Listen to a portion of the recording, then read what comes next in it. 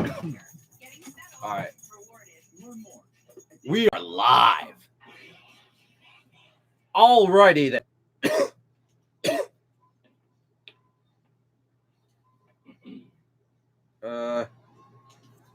All right. So let's see. Our inactives for today are Stephen Parker, safety Stephen Parker, cornerback Ken Crawley, defensive tackle Gerald Willis, center guard Chris Reed, tackle Isaiah Prince, center guard Keaton Sutherland, and linebacker Trent Harris. So once again, there's 3 offensive linemen, two defensive backs, a defensive tackle, and a linebacker. Yeah. They're also apparently doing the throwback uniforms today, which is fun. I need to get, man. Yeah, man, let's get this. Honestly, bro, I don't really think we're gonna be able to get this W. This is gonna be a tough game, but I hope so, man. We'll see what happens. Let's see what these players can do. There's some other interesting games on today. The Tennessee Titans are playing the Colts. That'll be fun to watch. I'm gonna have that on a sub screen. Jets and Bengals play. That's obviously pretty important for the ramifications for the draft order. By the way, as it stands right now, Miami actually has the 4th overall pick. I have yet to update this in any kind of video because it changed a little bit because of Washington's strength of schedule. Their strength of schedule is just a little bit easier than ours, just barely. But that moved us back to the 4th spot. So currently we have the 4th overall spot, and then the 22nd from the Steelers and the 25th from the Texans. Sir, we'll have to see how all this stuff plays out. Ravens and 49ers are playing. That should really be a good game too.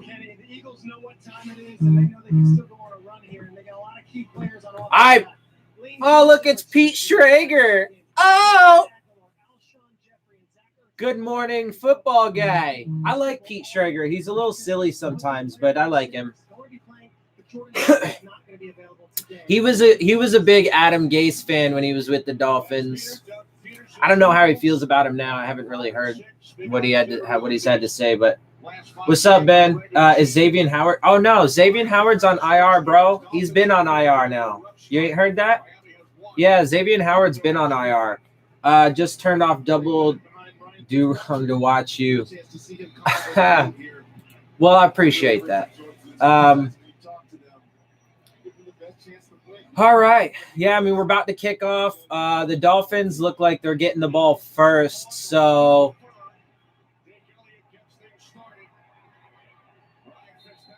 all right, it's going to come out to the 25. Yep. So the Eagles are going to get the ball in the second half.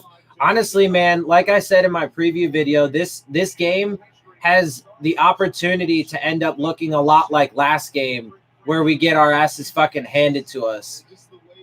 And not necessarily because the Eagles are really that great, but just because we suck that bad and because we've had so many fucking injuries. Appreciate it, man. I mean, I try and keep it entertaining and stuff, right? Like, it's kind of like it's really hard to watch these games, man, because like I can't. It's even hard to. And the first play was intercepted. First play from fucking scrimmage. Very first play, Ryan Fitzpatrick throws a pick. Immediately. Yep. Nah. That. See, but that's what I'm talking about. Like. I already like going into these games. It's already super difficult to be excited just because like I know the philosophy.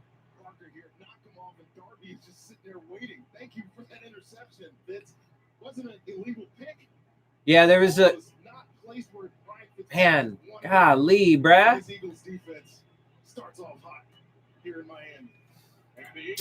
Fuck.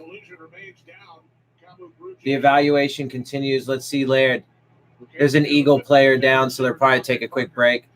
It was a defense, yeah, because on that, so It was a first down play on Dolphins 25. It was like a slant route to Parker. As Parker was running his route, him and a defensive back on the Eagles like ran into each other. And that's why Parker, to be fair to Ryan Fitzpatrick, that's why Parker wasn't where he needed to be, and that likely would not have been an interception. It likely would have been just a completed pass. However, it ended up in an interception, which probably is going to say a lot about how this game is going to go. Anyway, yeah, I wouldn't really expect to see much Laird. I mean, let's see, bro, right? Like, that's the thing.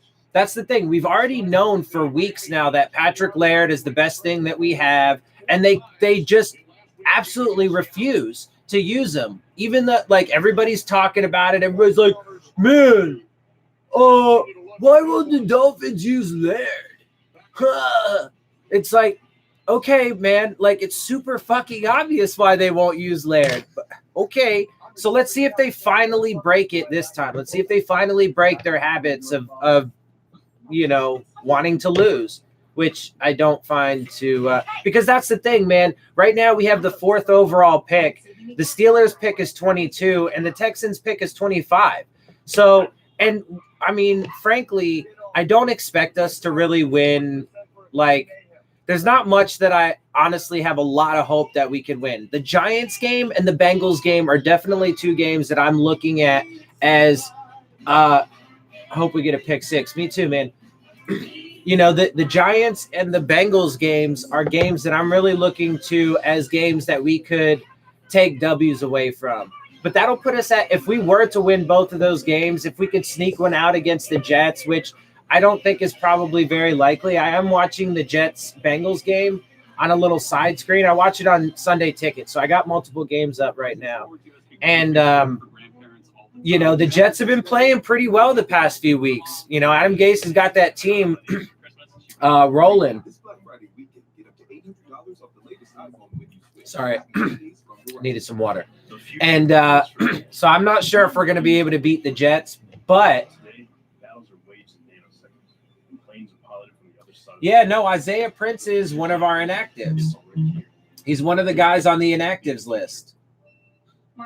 Yeah, tackle Isaiah Prince. Even though, yeah, that's a good point. Even though the fact that Jamarcus Webb, our left tackle, and Jesse Davis playing at right tackle is just terrible.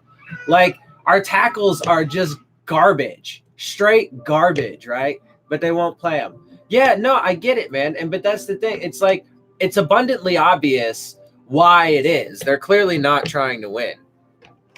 They're doing, and it's, look, I mean, it's all the things that they're doing, right, are, like, to be as fair as I possibly can, all the things that they're doing are like, I don't really think that it's subtle. To me, it's pretty fucking obvious. But, all the things that they've done, like, they haven't done so much and so brazenly that,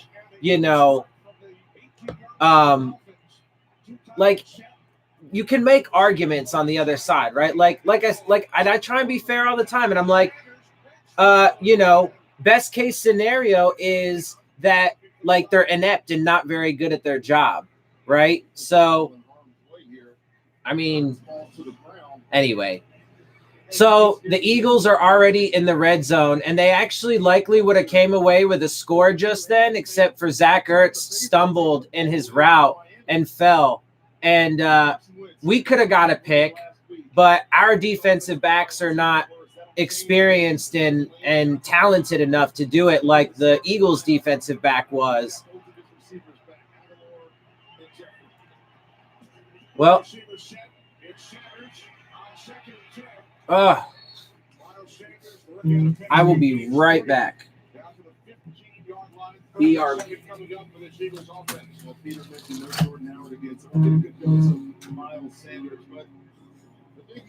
Johnson got his contract this week. He's back from his concussion, and look, when I put the film on and study offensive line, I'm not great at it, but when I see this guy work, you know how good he is. He is a premier tackle in the NFL, and he definitely. All right. I mean, if they don't get a touchdown, then they're at least going to get a field goal. They're in field goal range. It's 3rd and 7 though, man, and we have an opportunity for a stop here.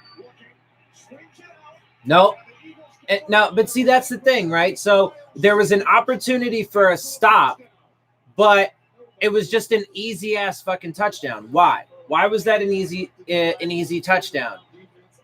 I mean, the dude was like totally uncovered. Wentz had plenty of time in the pocket. We don't have any pass rush, right? We're massively injured all over the place. So we have all these like young, inexperienced guys, but that's all right. Like guys like Dudley Do Wrong will say, and he's not the only one. To be fair, you know, people in national media and so on and so forth, they say the shit too. Anyway, it's 7-0 or 6-0 pending the extra point. And the extra point is good, so it is now 7-0 Eagles. So they already got a pick, and they went down to score a touchdown easily. Anyway, so people will defend Brian Flores and be like, oh, well, look at the team that he's dealing with. And look, they're just so young and inexperienced. No, but you don't obviously get it. First and foremost, he accepted that when he accepted the job, because that was the entire game plan for Stephen Ross. So when Stephen Ross hired Brian Flores said, all right, I'm down for that. And then on top of that, people are crazy if they think that Brian Flores didn't have any say whatsoever in the transactions in the roster moves. Like, that's crazy. But frankly, it doesn't even matter. He didn't really even need to have say because, again, he acquiesced off the jump to this entire philosophy. And then again, like I said, it also is abundantly clear to me on the field, but, you know, by their decisions, their choices, and so on and so forth. Anyway, so you guys know that. Come on, Dolphins, pick your shit. Yeah, I mean, look, dude, I will say, so real quick, the Colts are leading over the Titans 6-0. The Jets are beating the Bengals 3-0. Carolina's beating the Skins 7-0. That's also important for our draft positioning because the Washington Redskins are currently ahead of us in the draft order because of their strength of schedule. So those are important games. I mean, the Skins are most likely going to get beat by the Panthers. That's almost guaranteed. The Bengals are almost guaranteed to lose to the Jets.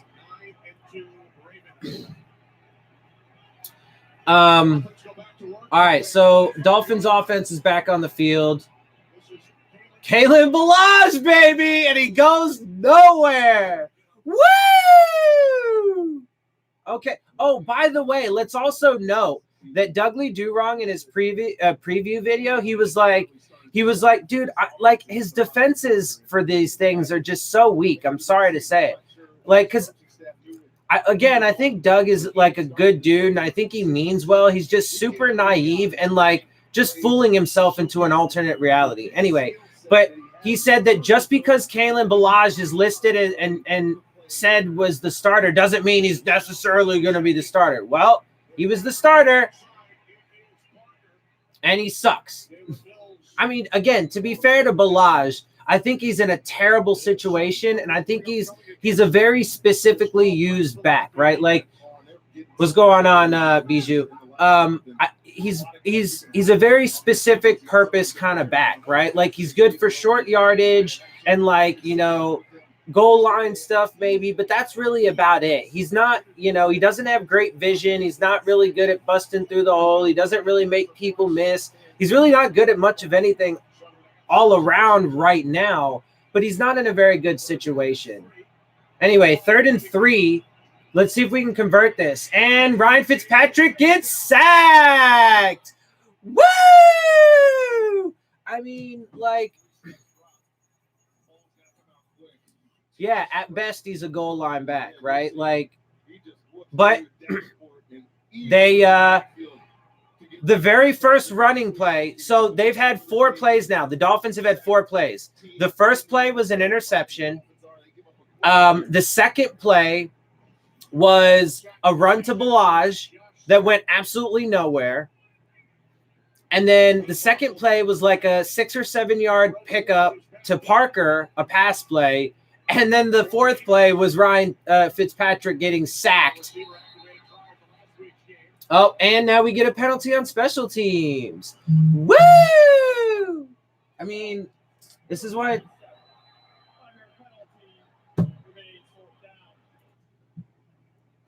See already this Dolphins football team. It's like, to me, it's the little things. You wonder why you're struggling.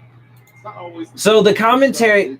Jesus Christ, man, what the fuck? Yeah, so the commentary, and people have been saying this a lot. Dudley Durong says this a lot, and that's why it's ridiculous, right? So I'm going to mention a couple things. One, he said in his preview video that even though he says the same thing every single week as far as what the keys to the game are, it's different. Like, what the fuck does that mean? What does that mean? You acknowledge that you say that the keys to the game every single week are the exact same things, but they're different. And then he says they're different because there's different players on the different teams. Like with the Cowboys, it's Dak Prescott. Okay, I get it.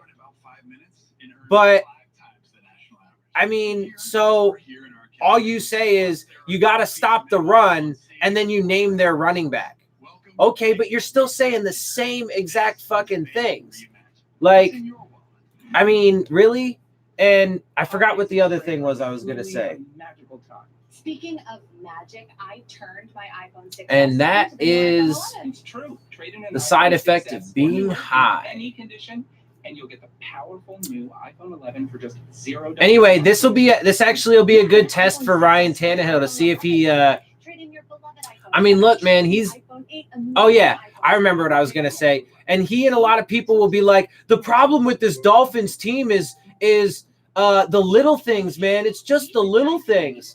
Well, no, and for the vast majority of the season, to the credit of the coaching staff, we've actually I'm not sure what channel. I watch it on Sunday Ticket, so I'm not sure what it's on. I'd have to look it up. Give me a minute. But they're like, it's the little things with this team. Well, first of all, the little things like, mental breakdowns and penalties, even though to the credit of the coaching staff, we have been one of the least penalized teams up to this point. But, communication breakdowns, all that stuff. And the reason why we're young and inexperienced is because this power structure, including Brian Flores, designed this team to be that way. Right? So, no, bro, it's not just the little things, man. It's the main problem with this team is Stephen Ross and the fact that he demanded, in fact, that they design this team to be fucking atrocious.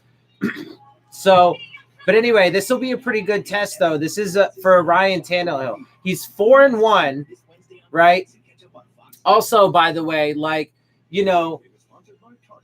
Eagles are definitely going to win this game. I agree with you there. Also, Dudley Durong had said that, Tannehill's, he's a good quarterback, but, he's only doing what he's doing because he's got a good running game and a good offensive line and, good play, a good defense. Okay, what do you mean? Like every other fucking good quarterback? Like really? Ben Roethlisberger, Russell Wilson, Aaron Rodgers, Tom Brady. One of those, one thing that all of those quarterbacks have besides being great themselves, they have a fucking team that's built around them. So what the fuck does that mean? So I'm saying like his excuses, defenses and shit are ridiculous. Like it's crazy. But anyway, so like, of course, when Ryan Tannehill, and that was one of the problems in Miami is they never gave him an offensive line. They never built a team around him. But even still, he produced at a pretty high level. If you just look at his stats, bro, he's got records. He's got like fucking 15 Dolphins records or something like that. It's crazy, bro. Like, and then he's 4-1 with the Tennessee Titans. Okay. And he is like taking it on himself in a lot. Like he, 3 of those games, he had game-winning drives in the fourth quarter. He's making plays with his legs. He's calling plays at the line of scrimmage. He's doing fucking amazing things for them. And I love watching him play and have success, but I just hate that he's not a Dolphin anymore, man, because and none of this teardown that we did was necessary. And look, man, the Titans are killing it though right now. They're doing well against the Colts. Anyway, so let's get back to this game though. It's 2nd and 5. Eagles have the ball. They are on they're on our 30-yard line. So I mean, this is our they're getting ready to fucking score their 2nd touchdown already. They're almost in the red zone. 10 yards to go to get into red zone. Oh.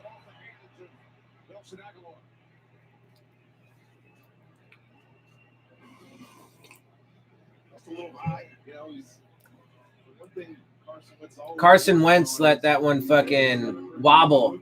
That should have been a completion for a first down, but anyway, 3rd and 5. Oh, come on, bitch. God damn it.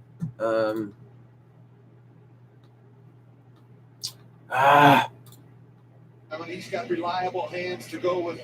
God damn it, man.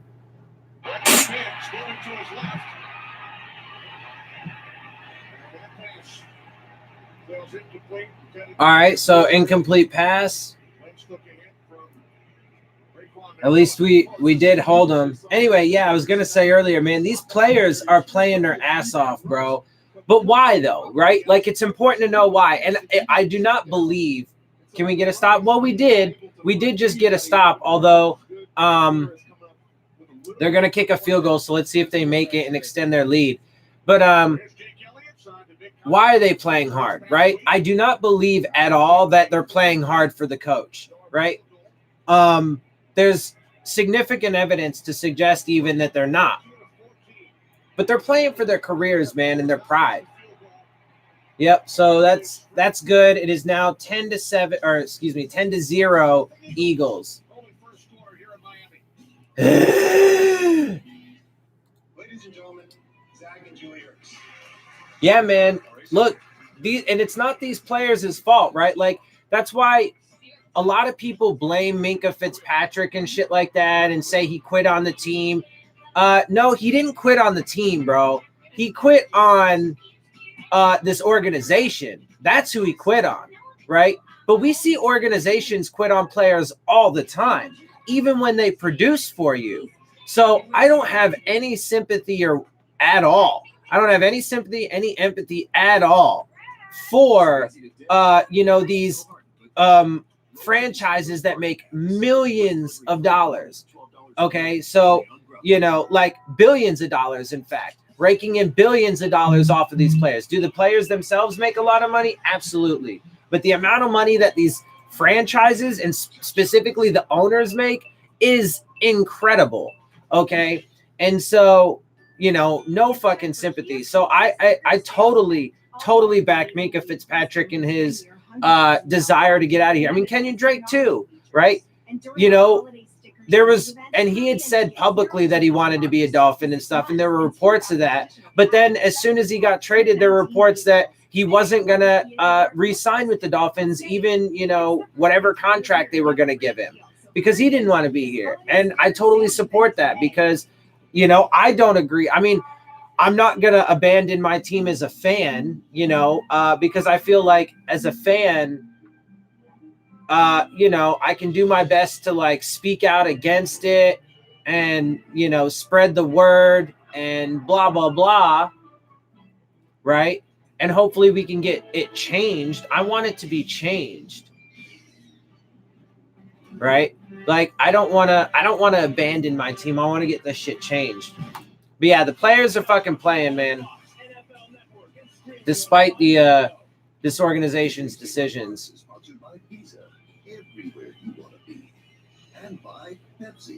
And honestly, I've said this before, I would hate to see Xavier Howard leave, but I would certainly support him wanting to get a trade or wanting to get out of Miami because, I mean, and he even expressed it, he's worried that the prime years of his career are going to be wasted and that we're not even going to be competitive by the time.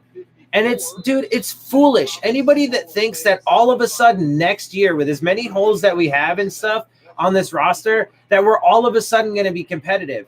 But against, and Stephen Ross had even said this right from the beginning, it's not about just making it to the playoffs one time, right? It's having sustained success. So even if somehow, some way, you know, we manage to make it to the playoffs next year, which I think is like near impossible at this point with as many, you know, holes as we got. Like, that doesn't prove anything, because again, you need sustained success. You need to prove that you're going to do it over, you know, a period of time. But again, I mean, the likelihood of us fucking, even if we could manage to squeak out 2 more wins. So first down, 1st and 10 for the Dolphins. Ryan Fitzpatrick took a big hit. Looks like Julian Davenport's banged up. There might be a roughing the passer penalty, though. Julian Davenport looks like he's got a knee injury. Tim Jernigan, number 93, and they were definitely protected quarterbacks on that hit. Yeah, it might be going low on the quarterback, but they're discussing it right now. But Julian Davenport seems to have a knee issue.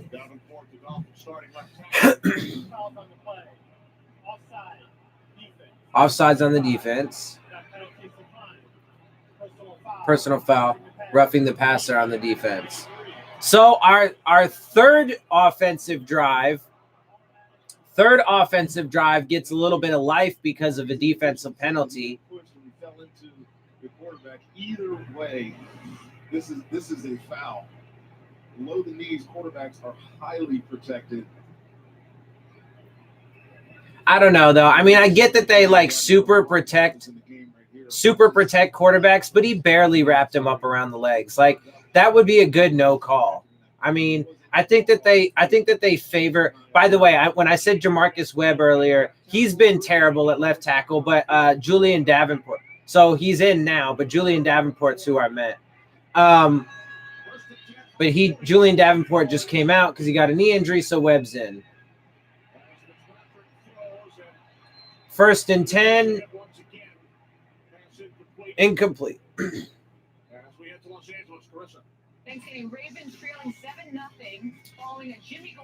Okay.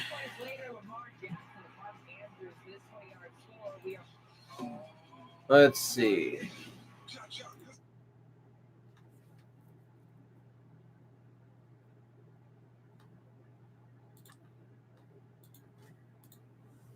A great deal. So hurry into Kia's holiday sticker sales. No.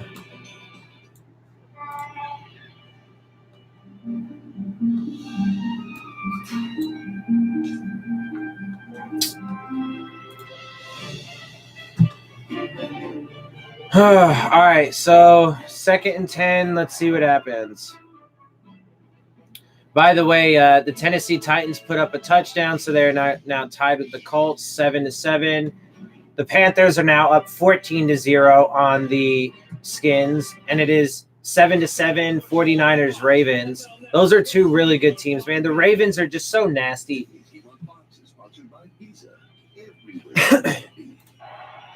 It's 3rd and 9 now. And he is again sacked, Ryan Fitzpatrick. So this is just a disaster after disaster after disaster. Get at least a Devontae Parker touchdown. I don't know, bro. I mean, there's a good possibility we might not even score shit. Showing at 7 and 5:41 to go in the first quarter. And Andrews and Lamar Jackson chemistry developed their rookie seasons together. Continues now. Here's James. How do I fucking?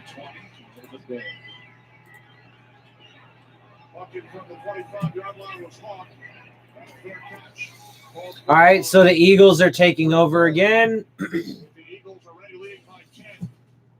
After another dominating win against Michigan yesterday, Justin Fields and number 1 Ohio State looked to punch their to the 20. A little bit of a hole. 30. Good return by Richie James. So obviously, we told you the Ravens are the hottest team in the league. Straight on Fox and the Fox Sports app. It's all taking shape in college football. All right. Well, Eagles offense is back on the field. Who do you think the Dolphins will pick in the draft? I mean, that's it's super hard to say, man, right now. Because we don't know yet where exactly we're going to pick. And I mean, that's massively important. It depends on where we pick. There's potential we could still get the number 2 overall pick, but we could also end up dropping out of the top 5 still. So,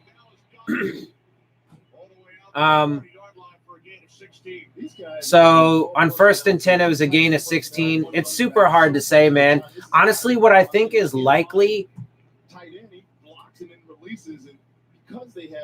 I mean, I don't know, dude. I don't know. I wish I could give a better answer to that, but it's super hard to say. I mean, if we do end up losing the rest of our games, which I actually don't think is likely, because I'm pretty sure we'll end up beating the Bengals, and we could definitely end up beating the Giants, excuse me. So, if we win those 2 games, then we could likely fall out of the top 5. But if we did end up losing the rest of our games, there's a penalty. Holding on the offense.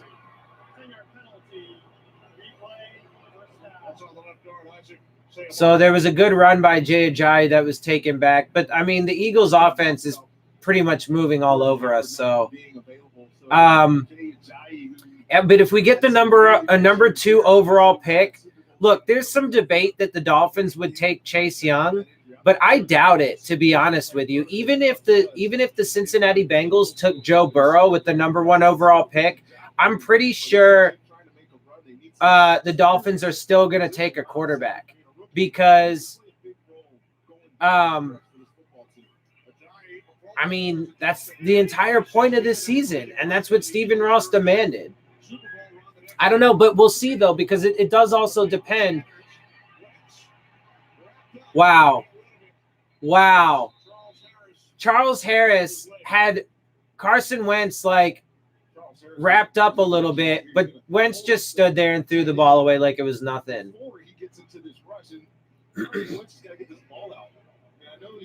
Anyway, it's 2nd and 12 now, though. I mean, he almost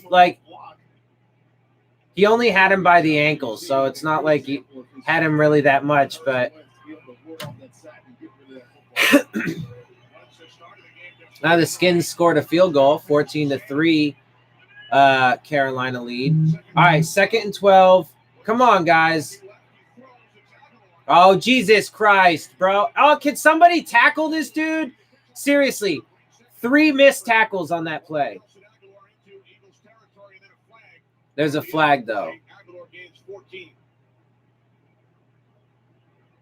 Looks like this one is against Philadelphia. I mean, they're throwing too many fucking penalties, though, bro. And some of them for sure. Illegal block in the back offense.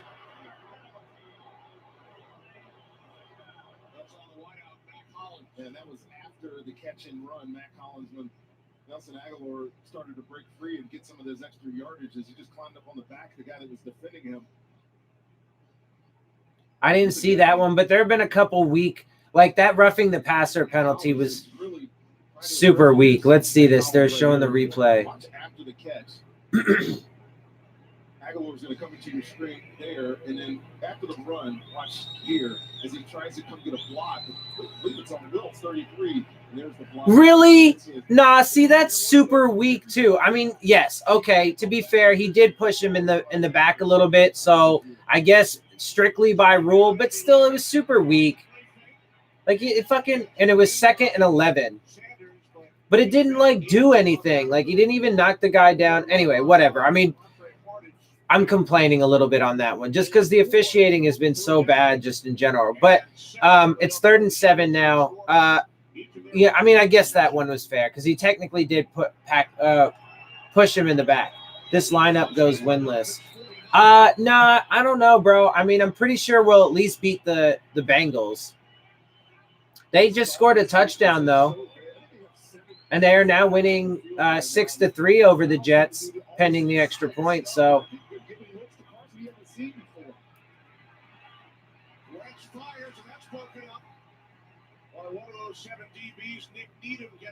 Nick Needham got a good pass defense there. So Nick Needham has been a bit of a bright spot for this Dolphins team. So, you know, for this game specifically, he's starting. He's made a play now that can Miami -4 total yards. Yeah, man, it's bad. So we did force a punt.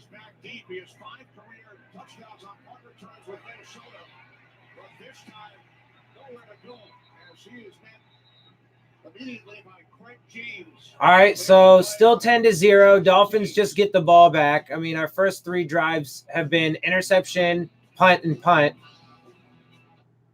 with sacks. What kind of yellow is that? The Hall of Fame kind. Rod is really into this Lowe's partnership. He show you what he did to his man cave? Turn it into a rod pod. That's nothing.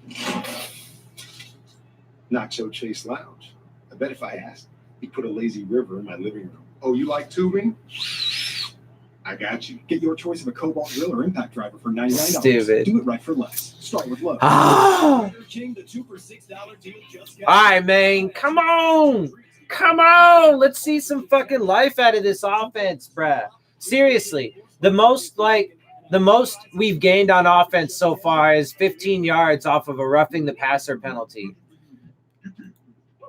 That one for sure was super weak, though, man. Like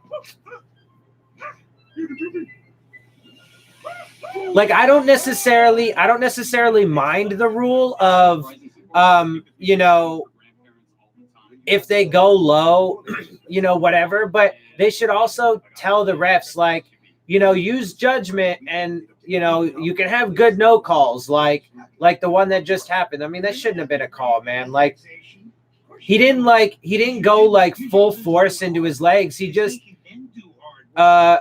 you know, he just wrapped him up around the legs. Like he didn't roll on his legs or anything like that. He just like wrapped him up around his legs. I mean, honestly, the same way that Charles Harris just did to Carson Wentz a few minutes ago. Very similar to that. The difference is the rest of the offensive line was getting beat as well in Ryan Fitzpatrick's case. And so he also had a bunch of other guys bearing down on him too. Whereas Carson Wentz only had to fend off an ankle tackle from Charles Harris.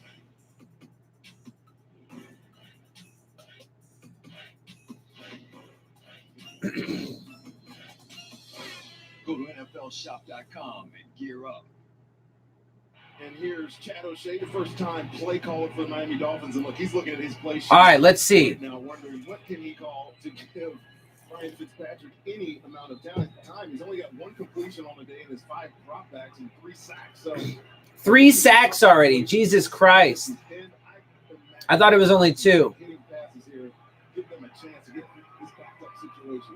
Offensive line 7 plays to this point, negative yardage. This cat stayed out of the 20. All right. There was a decent pickup to Allen Hurns. Where are you watching this from? My house. Tampa Bay and Jacksonville game won't let me watch it. I mean, I live in Southern California, but I watch it on Sunday Ticket. It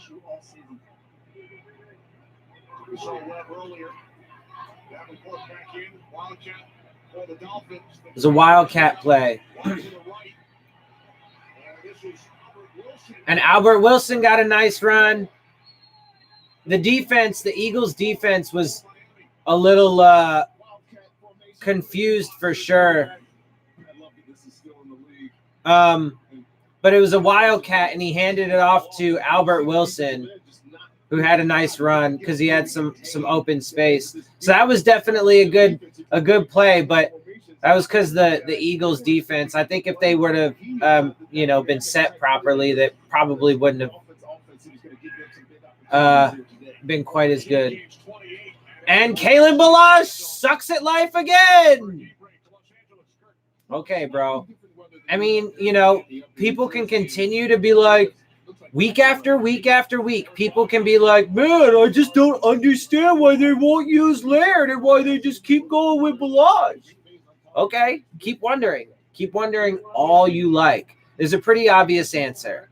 They are trying to put this team, right? We just had a good play by Albert Wilson, right? It was a handoff, right? Like a out of the Wildcat, and Fitzpatrick gets sacked again. Oh no, it's a fumble because he just let it go. Wow, what an idiot. Why would you do that? Just take the sack.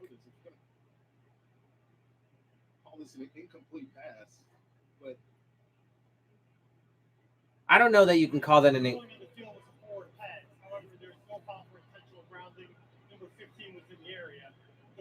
I don't know if that it was a rule to forward pass.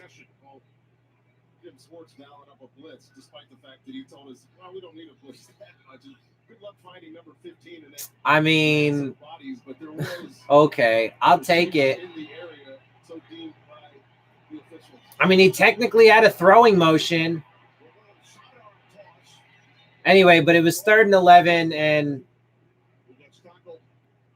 it was a little dump off to Laird that picked up like 6 or 7 yards, but it wasn't for shit. And he looks up and sees Laird right before he gets hit. The improvisational skill. 4th and 4, we're going for it. Okay. I mean, sure, why not, right? So to be fair, like and we are on the opposite side of the 50. We are on their side of the 50. So why not? So this is a good kind of aggressive. But let's see what ends up happening. Laird's in the backfield. Ooh, but of course, they're going deep. Yeah, Parker. There you go. See, that's what Parker was brought here to do. And it's a touchdown, by the way, but that's what Parker is brought here to do. Go up and get that ball, baby. Okay, see, there you go. I mean, look, that was super risky. Super risky. So the play call itself and the defensive back was in great position, almost came down with the pick. But Parker did exactly what he was brought here to do. Ryan Fitzpatrick put that that ball in a good spot. He went up, fucking high pointed it, took it away from the defensive back, managed to, it looked like, looked like he hugged it, man. Tightrope, baby. Touchdown. They're going to review it, though, just to make sure.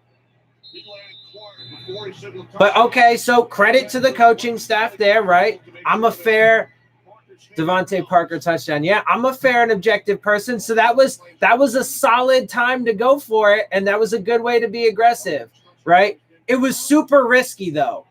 It was super risky, especially since Fitzpatrick has been sacked already 3 times today, almost 4 times. That was super risky.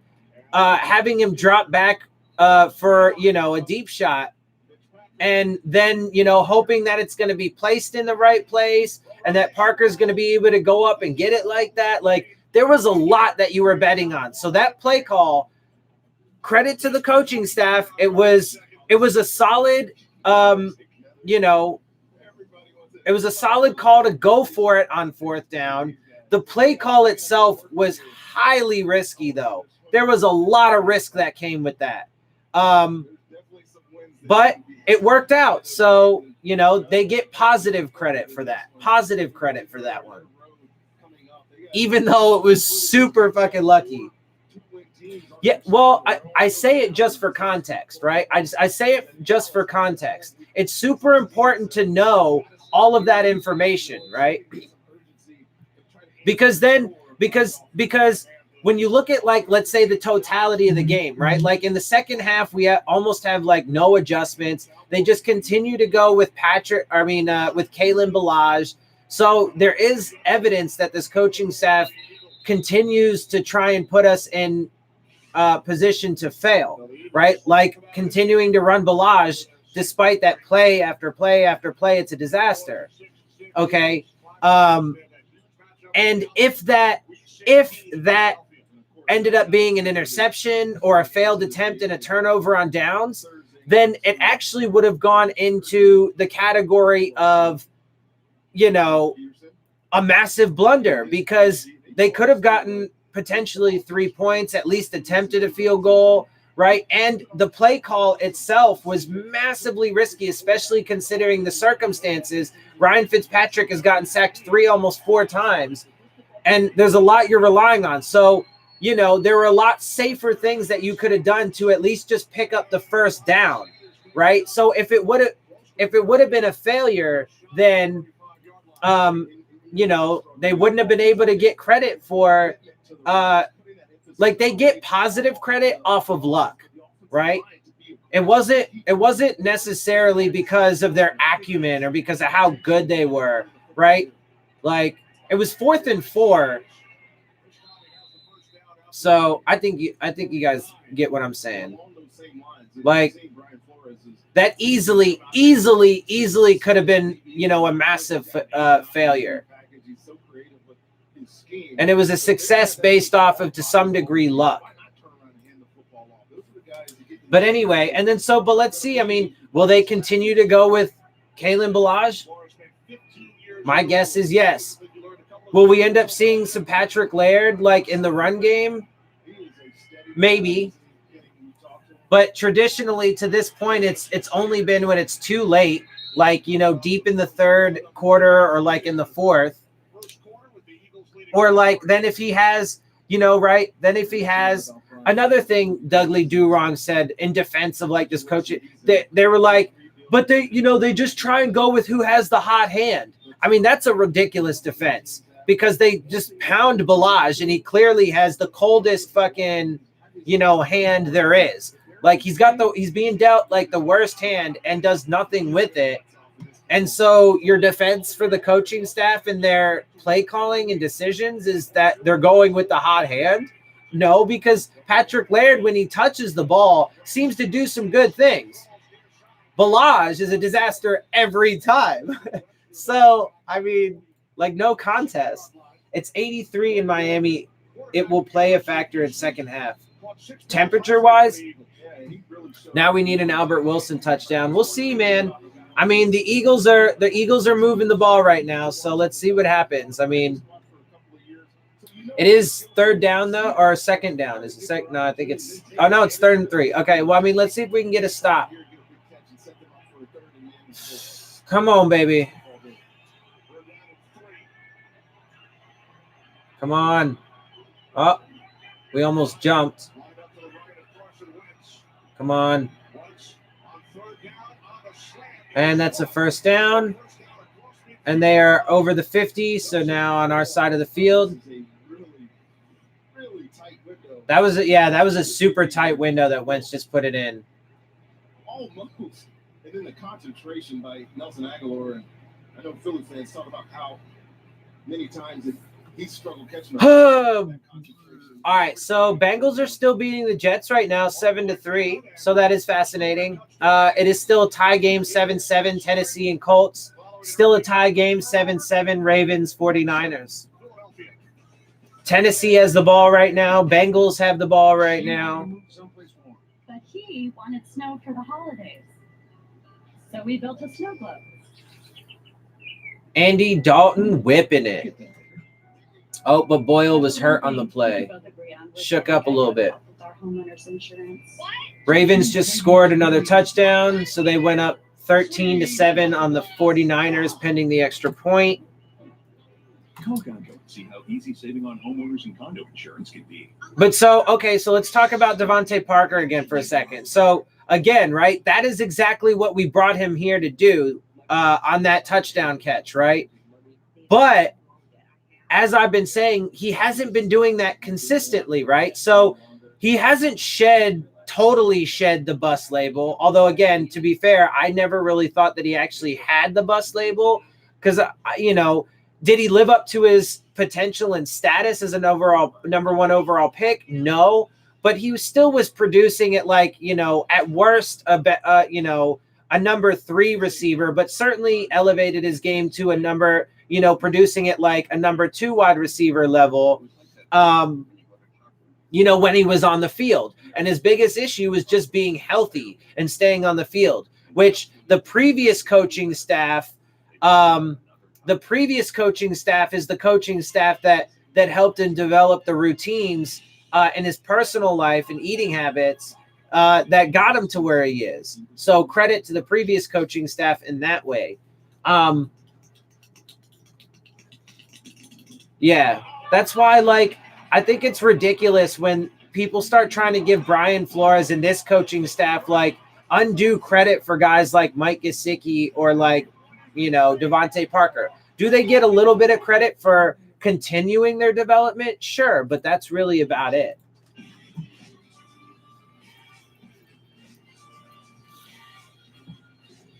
Alrighty. All right, so I need to cut up some weed, man. I need to cut up some weed. First quarter numbers. With the Eagles leading 10-7 for the Dolphins, 43 of their 80 yards coming on one play. Well, and obviously the 10 points aided by the play of their defense, the interception in the short field that they were able to convert into a field. All right, baby, come on, let's get a stop here. Eagles offense back on the field. 1st and 10 on our 48. So let's get a stop, baby. Come on. That was a decent run stop there. McMillan doing his thing. Pickup of like 1, so 2nd and 9. The Eagles actually locked up Lane Johnson to a contract extension. 4 years, a reported 72. Yeah, Lane Johnson. So Lane Johnson is off the free agent market for this offseason as far as offensive linemen go, because he got locked up 4 years by the Eagles.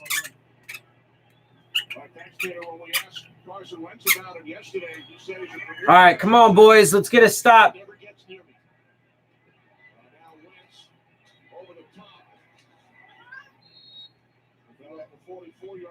Pickup of like 3.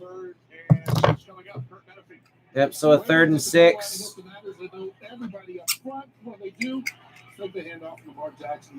So as it is right now, our defense is, kind of keeping us in this a little bit, and some penalties too. Some penalties have affected that. But overall, penalties have hurt both teams right now. So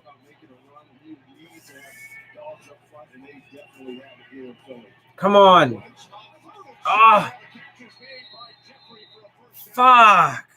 That was a first and a big gainer from Alshon Jeffrey. Damn. Come on, guys.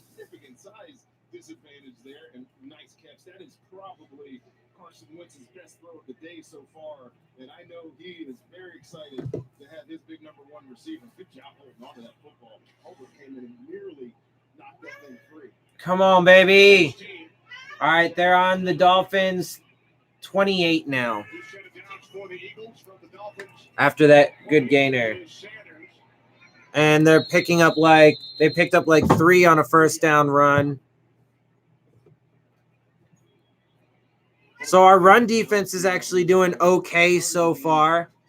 Although it's still, we barely, gotten into the second quarter. So we'll see how that goes going forward on if they can hold up or not. 2nd and 7.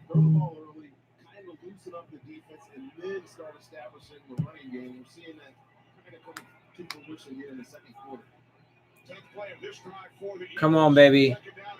Bengals are up 10-3 on the Jets right now. All right, so that was a pickup of 3, so it's going to be 3rd and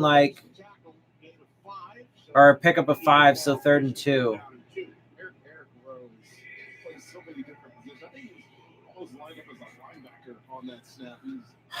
Come on, guys, let's get a stop. Miami game. Now he's a safety. It was probably a little bit unfair. Brian Flores told us that to make him wear so many hats, but he's a guy with experience in the defense. And Wow. So the commentary is talking about how Eric Rowe is shifted around a lot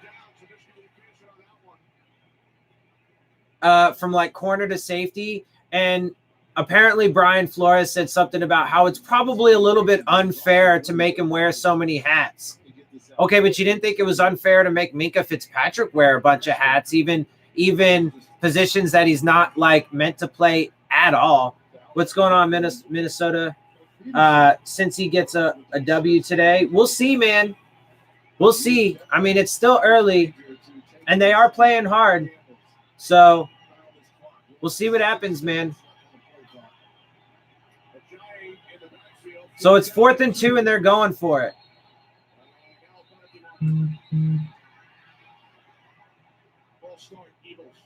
Wow. False start on the Eagles.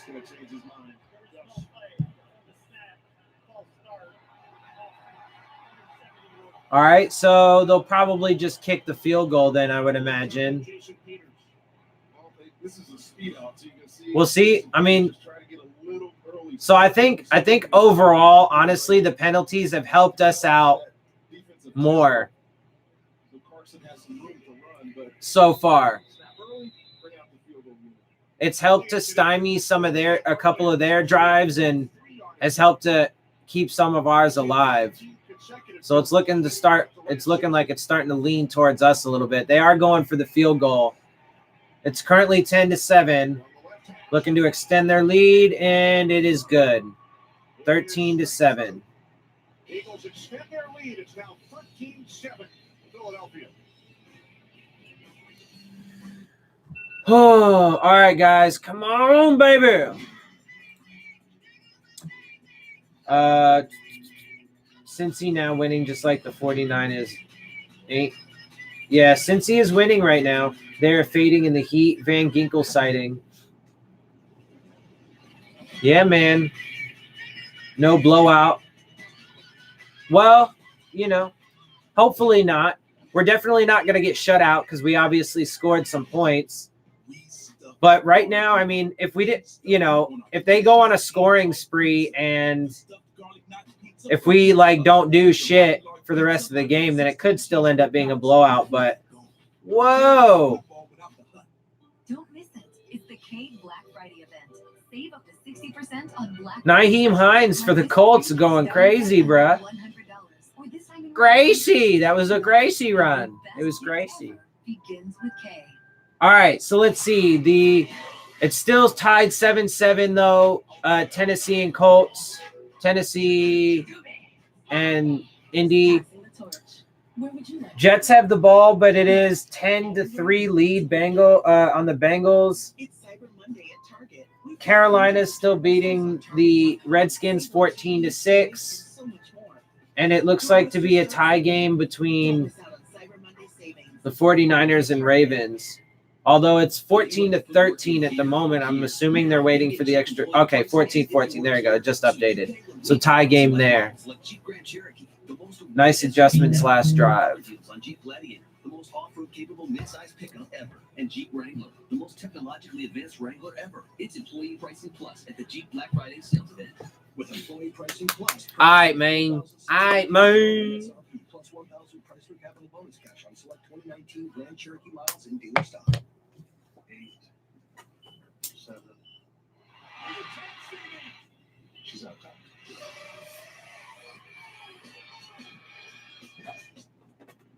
One more stats. Hey Siri, who has the most passing touchdowns in football? All right, baby. Come on. Attempting to stay cool. They're on the sunny sideline here at Hard Rock Stadium. They told us they practice in 39. Come on, baby. Let's keep this competitive. So far, it's been a little bit competitive. I mean, not very much, really. If you because if you took the penalties out of it, and then if you take that, that fourth down play out of it as well, then it's actually been pretty one-sided so far. But it is close as of right now. It is still a one-score game. And let's see what they do with it. Okay, so it's going to be our ball.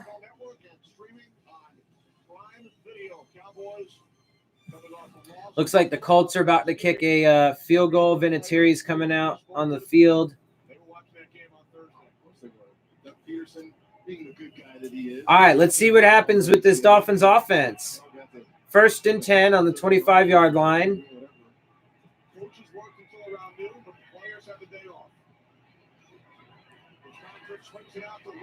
And it's a nice, okay, see?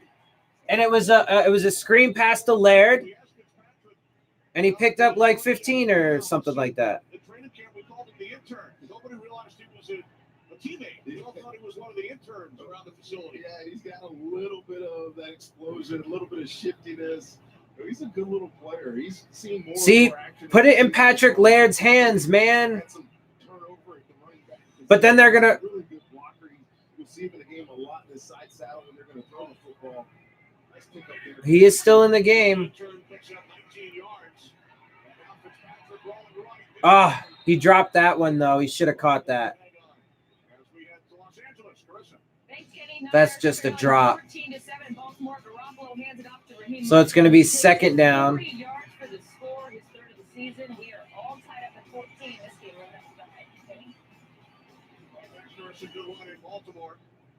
Dolphins on their first 3 drives went backwards. Last drive, 84 yards and a touchdown pass from Fitzpatrick. Come on, baby.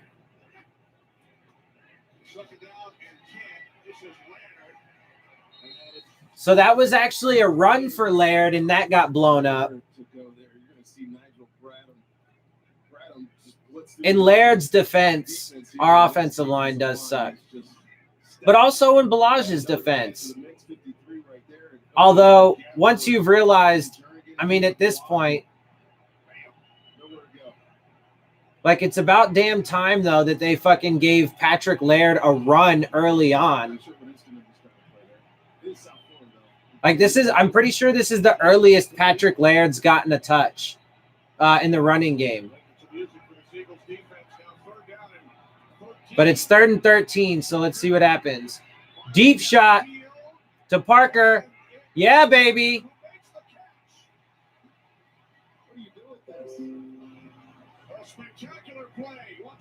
Okay, there you go.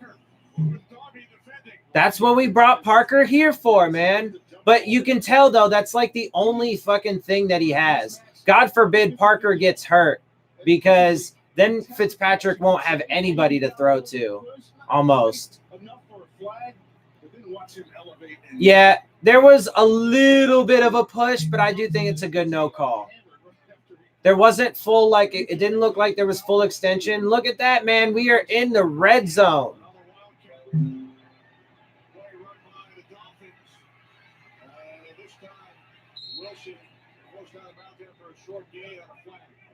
There's a flag on the play. It's likely a face mask. It's just a matter on which one of these. Let's see. And I think it's coming. I think it's a face mask on Albert Wilson. Yeah. What? No, I would have agreed with that call, because he literally grabbed the face mask of the defensive player and then, like, drove him to the ground. It was a pickup of 3. That should have been a penalty. That absolutely should have been a penalty. They picked it up. That was a terrible example of a flag pickup. There's so many other ones that they could pick up and it would be legit.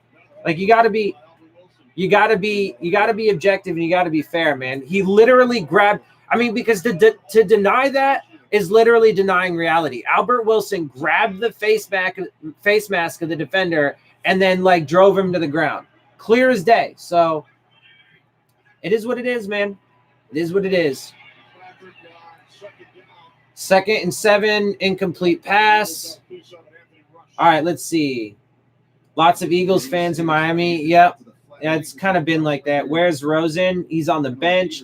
Give Myles Gaskin the ball. They have a little bit. He's been like their number 2 running back, but he hasn't done much either. He's been a little bit better. He's like half a yard average better than Kalen Balazs. He's averaging like 2.5. Parker's a boss. Kalen Balazs is down and injured with an ankle. Coming right at you. I think this is where Fitz was trying to get this ball and just kind of. So Balazs has got an ankle injury now. Not sure. And he looked to be in some pain. So even though he has been pretty bad, it looks like we're going to lose somebody else. Hopefully not for long. Hopefully he's all right, but he should come out at least for a little bit. How'd you order so fast? So we should start chopping. Anyway, Parker, yeah, I mean, look, dude, at the end of the day, it's never been a question on whether Parker's had the potential. His biggest issue is that he hasn't been healthy. That's been his number one thing, okay? Because he has shown flashes throughout his entire career. He hasn't been on the field. But also he needs to prove that he can be consistently dominant when he's on the field as well. They need to let Rosen play the season since Rosen going to be here. Yeah, he's not going to be the future of this team. I do think there is some value to playing him, but I mean, they're probably not going to play him unless Fitzpatrick gets hurt. So, if I'm being honest. But yeah, Rosen's not going to be the future of this franchise.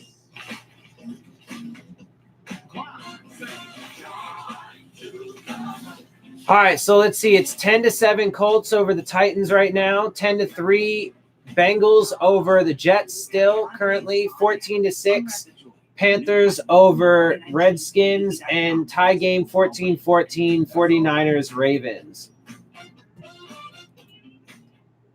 The holidays are here, and so is T-Mobile's newest, most powerful. Wow, the Browns are beating the Steelers right now 10-0. That's with 3 minutes left to go in the first half. The Giants are getting beat by the Green Bay Packers 17-7. Keep your family connected and hurry into T-Mobile today to get up to 4 iPhone 11s on us. Come on, baby. Let's put up another score. Let's get 14. 911, what's your emergency? But let's keep in mind, though, that now the Steelers just got a field goal, so it's now 10-3. I personally want us to win this game, but that will drop our draft positioning. We're currently at the 4th overall pick. Kalen Balazs is in the tent. It's 3rd and 7 on the Eagles' 19-yard line. Well, so Laird should get more action just because of the Balazs injury, so that's good. Oh, nice. First down. Fitzpatrick got drilled. He is inches away, Ryan Fitzpatrick, from getting hit off your right edge. Barnett again, straight past Davenport, but able to get this ball. See how close he was. Barely got that ball away to Albert Wilson, and he was able to get a first. All right, man, so here we go. Fucking come on, baby. Let's get a score. Laird's in the backfield. He gets a run, and he managed to make something out of nothing and got 2 yards. See, that's something Balazs does not do. Balazs would have got stuffed for like a 2-yard loss on that play. Patrick Laird managed to make it a 2-yard gain. I say we ride Fitz till the wheels fall off. I mean, that's what's going to end up happening. Honestly, I don't really care at this point. I just want to win some games, man. About to go up on the Eagles. The Eagles. Typo. Yeah, man, I hope so. Let's get this score, baby. Give me some, like, legit excitement in this game. And there's a flag. False start.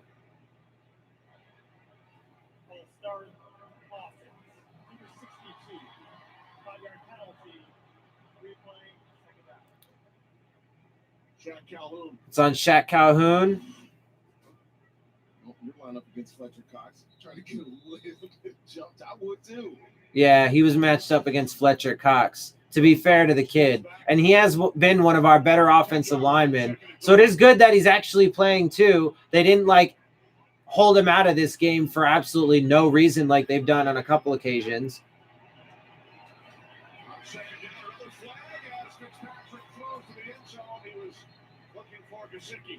I think this is a defensive penalty.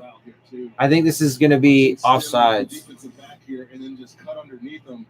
If this ball's got some little less loft on it, I don't know. Touchdown. Working on Avonte Maddox.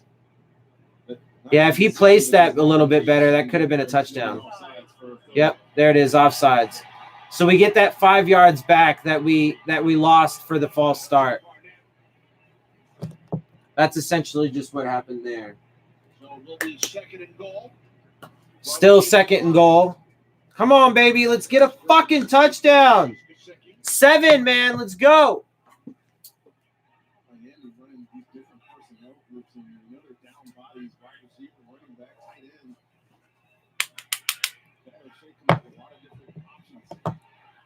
Come on, come on. And that was like a massive stuff.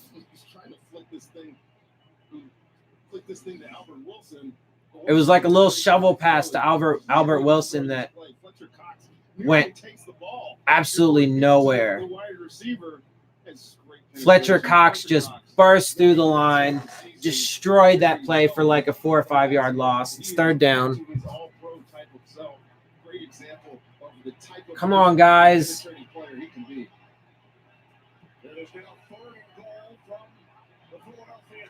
Come on. We're on the 10. To Parker. Nope.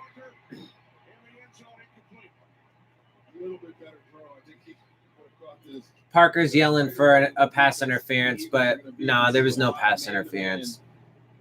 He makes this decision before he even gets to his last step.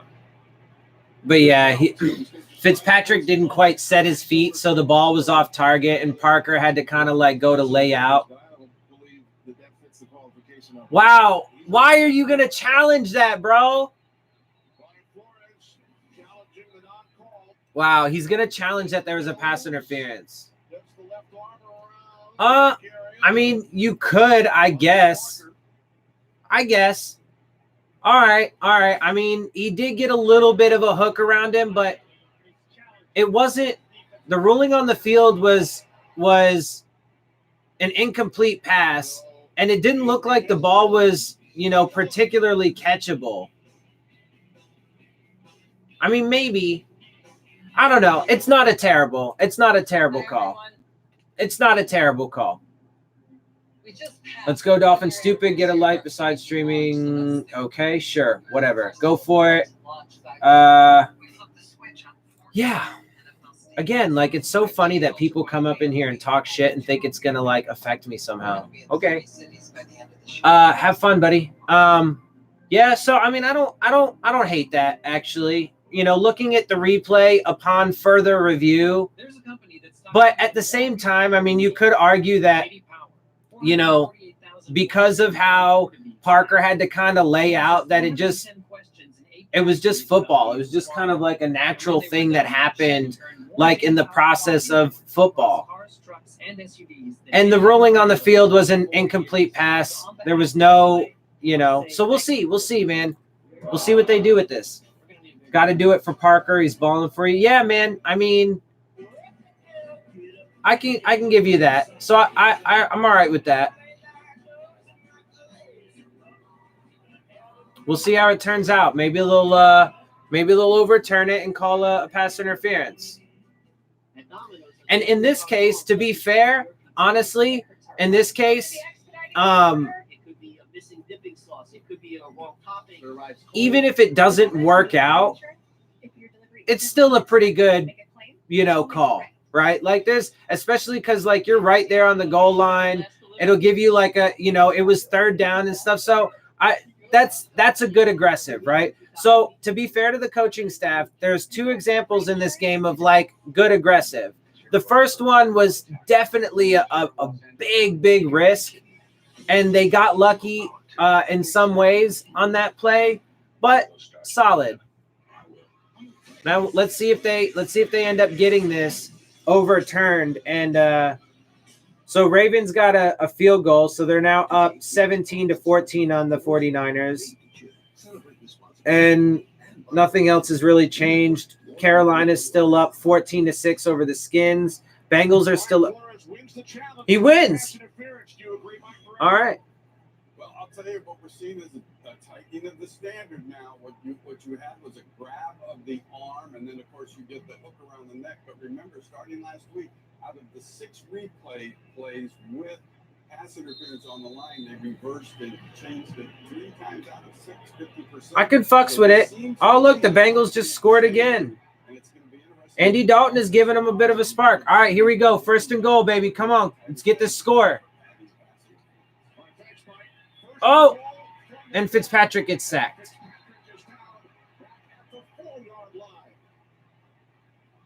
Thanks, Mike. I saw the third look that we got at from the end zone. Man. Pass interference too because of that standard. Here again, Barnett just so quickly into the backfield. Every time Ryan Fitzpatrick drops back to pass, he is under. That's the 4th registered sack now. Streaming is a life. Watch football on stream makes sense just because you don't watch it.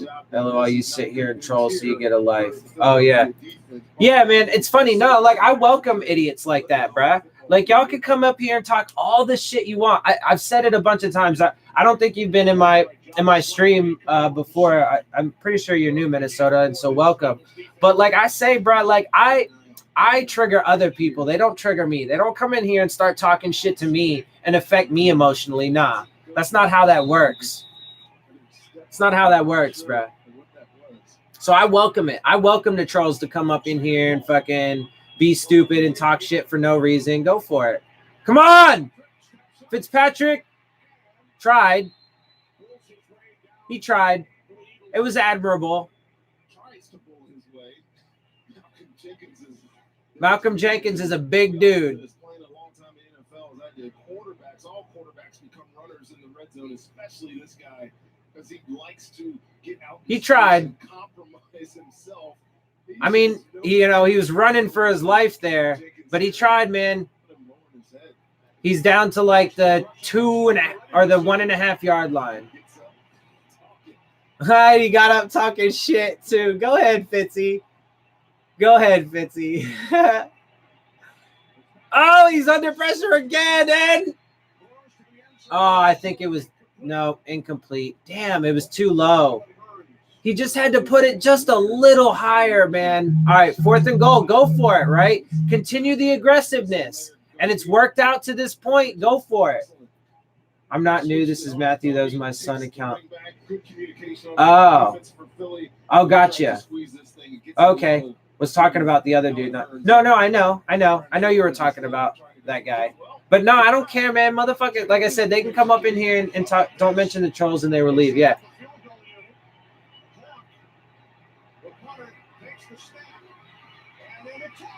Wow. Okay, so that was fun. That was fun. I have to give it to him. That was fun. It was like that was interesting. Yeah, that was fun. All right, so there you go. Like, I mean, that was fun.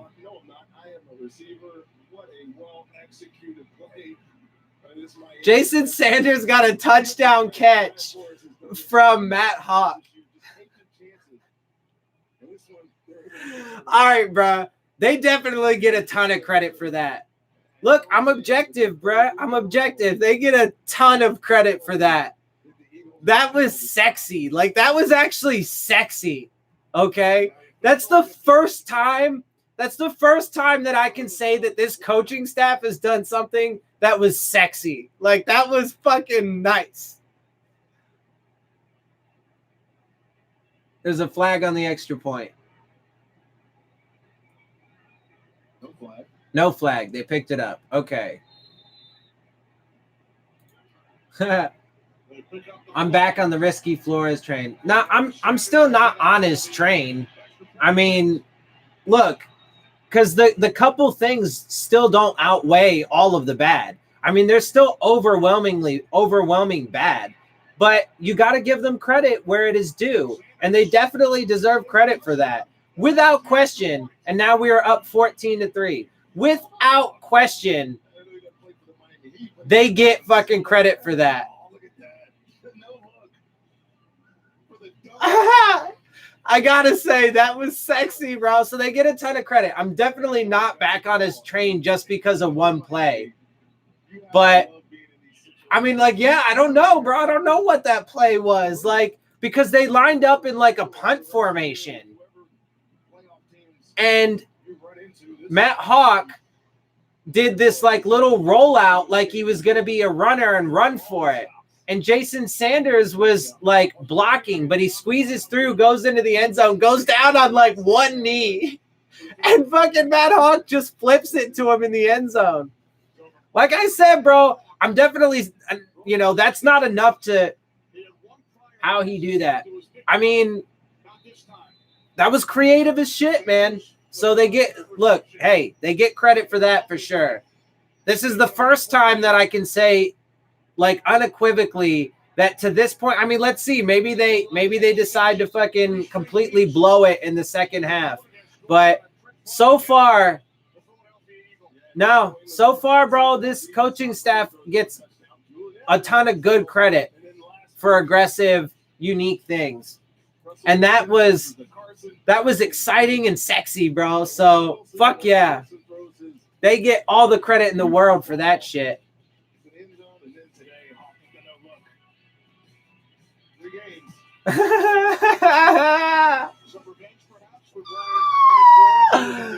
Oh, that was good. I like that. So that is going to be that's at least going to be like a good memory from this season.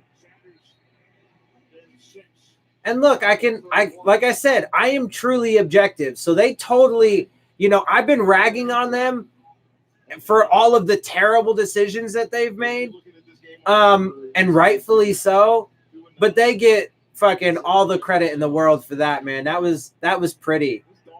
That going to be the number one play of the week. Yeah, probably. I mean, that was sexy, bro. Like, there's nothing else to say. That was sexy. That was good.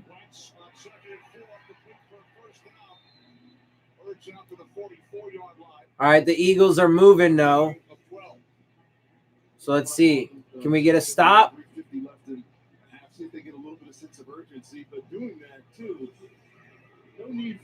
3:45 left in the half. Yeah, it's 1-point game. It's probably not going as you planned after a quick start.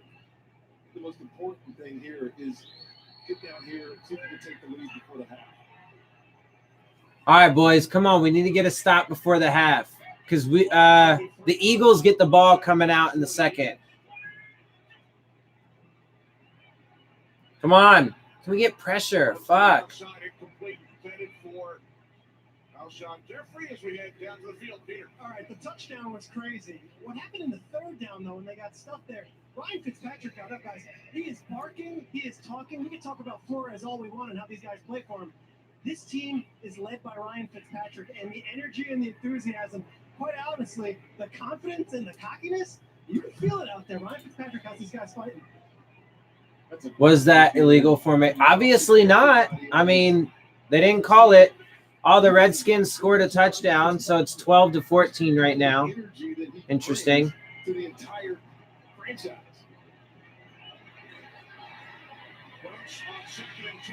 All right, that was a first down catch to Alshon Jeffrey on 2nd and 10.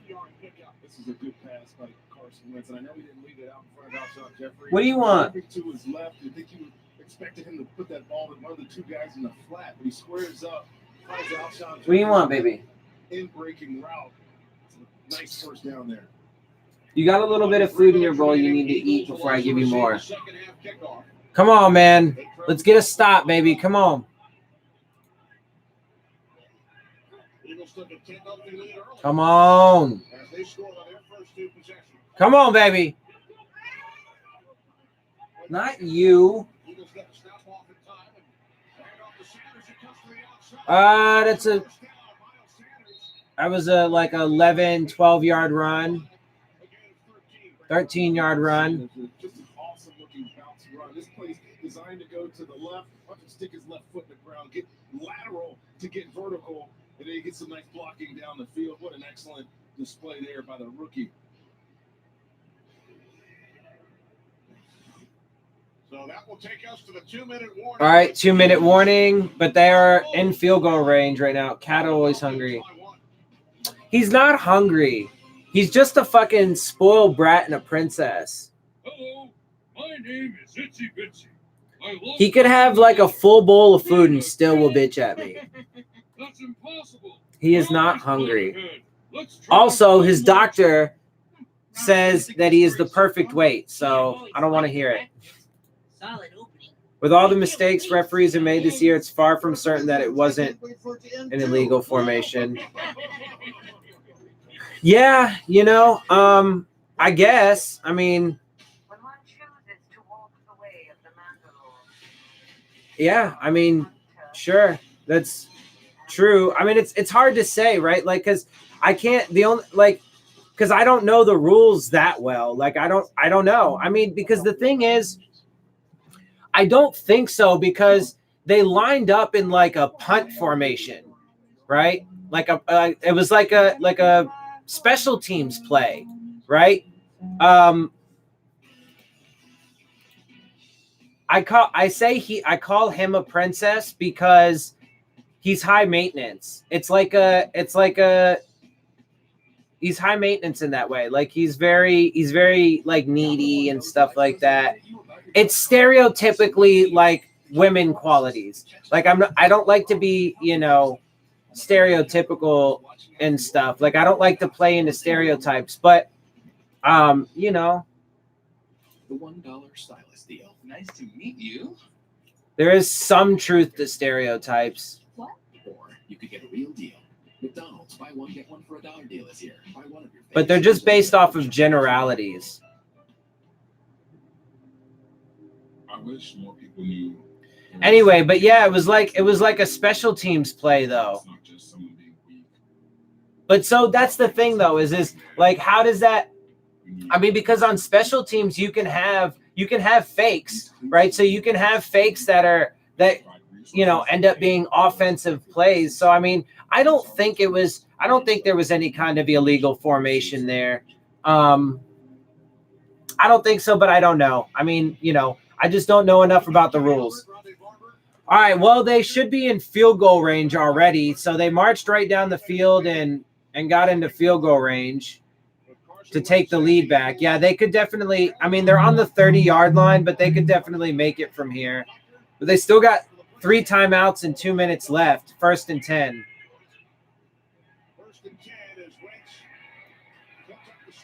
Little screen pass, and it's nearly a first down. It's going to be 2nd and super short. They might count it first down. The Jets just got another field goal, so they're still, the Bengals are still winning right now, 17-6. But the Jets did just get a field goal. Panthers are leading over the Skins, 14-12. It is now tied 10-10. Browns Steelers. I want the Steelers to win. Personally, I am a. Come on. I mean, they are just moving the ball on us. Who gets ball second half? The Eagles do. The Eagles get it coming out of the half. So I mean, if they manage to get a touchdown here, that would put them up to 20-14. And then they get the ball after the half. If they only get a field goal, then it's 16-14, and then they get the ball. Nice little element that this offense was kind of lacking with Jordan Howard as a running back. I like what I see out of him as a young runner. Second down and 3. 2nd and 3. Jay Ajayi picks up like 1. There was decent coverage there, decent run coverage. Pick up 1, so it's 3rd and 2. that explosion that he once had. I don't think it's quite there. Yeah, Jay Ajayi doesn't seem to have the same fucking explosion he used to. But I mean, you know, he's faded off ever since. Taco Charlton and Ertz are fucking going at it. They need to be careful, bro. You don't want to get no penalties for your team. Either way. I mean, I'll take it if it's on the Eagles, but what if Miami gets a pick 6? I mean, that'd be dope. Little Lord Fauntleroy may be more appropriate.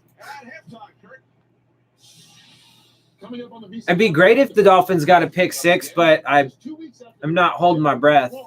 And the Titans and Colts battle it out in an important AFC South matchup. Get yourself warmed up for the Visa halftime. It's next. All right, thanks, Kurt. We look forward to it. 26 seconds on the clock here in the second quarter. Eagles use So they got 26 seconds left. 3rd and 2. 2 timeouts. Philadelphia looking to pull it to a tie with the Dallas Cowboys atop the NFC East. They will face the Cowboys week 16. Come on, baby.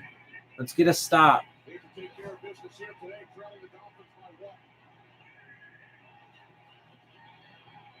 On 3rd and 2, the catch is And it's a first down. That should be a first down. That should be enough for a first. just inside the 10-yard line. Although it looks like they might be. That's a tough one. That was like right there. But I mean, they could easily go for it and get it. I mean, I think that's a first. Before he actually was down, it looked like to be a first. Yeah, it's a first. So they got 20 seconds, 2 timeouts, because he also went out of bounds. So first and goal.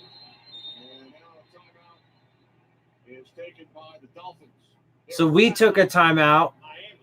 A couple surgeries will slow you down. Yeah. So we took a timeout. So look, I mean, they've been up to this point very bad with timeouts as well, but that's actually a decent use of a timeout, right? You kind of want to like ice them. I mean, it's first and goal. They have 4 downs. They, you know, they're on the 10-yard line. They got 20 seconds and a couple timeouts.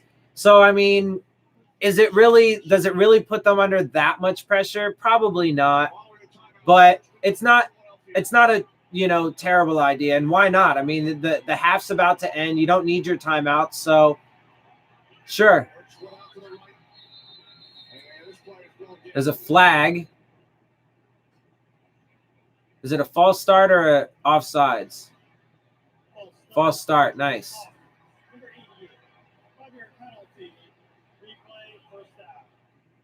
The only way that could be bad for us is it gives them a little bit more space. So it's going to be 1st and 15. So there was no 10-second runoff or the need for them to waste another timeout. So the ball spotted back in the 15-yard line. They got like a incomplete on first down. 17 seconds. They're playing a lot of man-to-man coverage down here, and it's good. They're on top of their receivers. Wilkes is a much smaller defensive back. That was a bad throw by Wentz. He could have put it on his target's chest, and he likely would have had it. He's got a physical mismatch. Not the pass he was looking for, I don't think. Extra blocker. Come on, guys. Let's get a stop. Let's at least hold him to a field goal. Don't give up a fucking touchdown.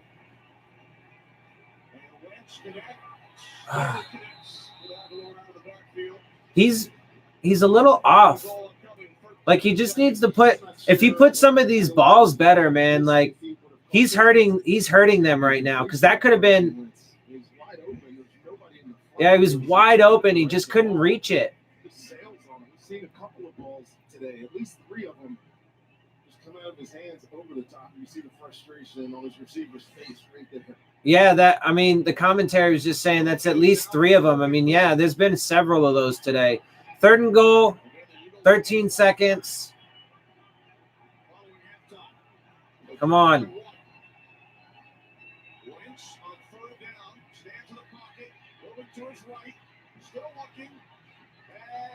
And that's a touchdown.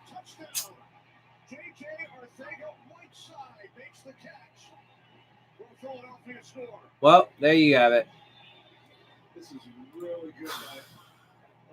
Tua has a gift. Nobody can evaluate him between now and the draft. What will Ross do?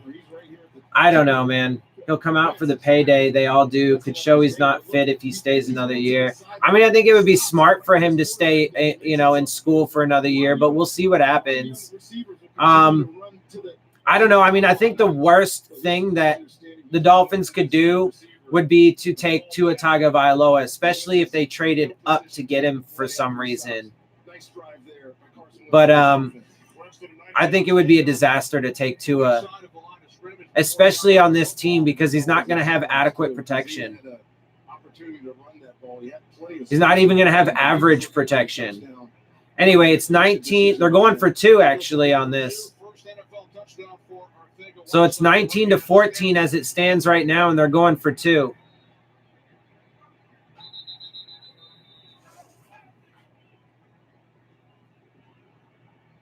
Timeout, though, Eagles. Maybe they're rethinking it.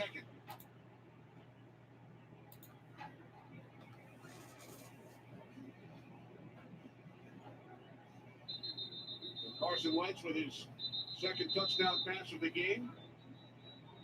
First one, just over a minute elapsed in the first quarter, and this one in the final seconds, quarter number 2. Well, I think most importantly, that was a good drive. All the way down the field, he made some good decisions, some good throws out of the pocket, and talk to Doug Peterson. What do you want to do with your quarterback? Poor Bengals fans, man. There was a Bengals fan with a sign that all I want for Christmas is a win. I feel that pain, man. I do.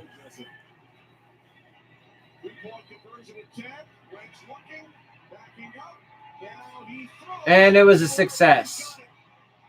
So 21-14 Eagles. There's a flag, though. Holding on defense, I think. Holding on the... So it should stand. It looks like a holding on us. Yep. Holding on us. On Jerome Baker. He could get benched for his little bro. Oh, the Thanksgiving dinners. Well, Nelson Aguilar comes a long way to catch this football. He's right here. Yeah.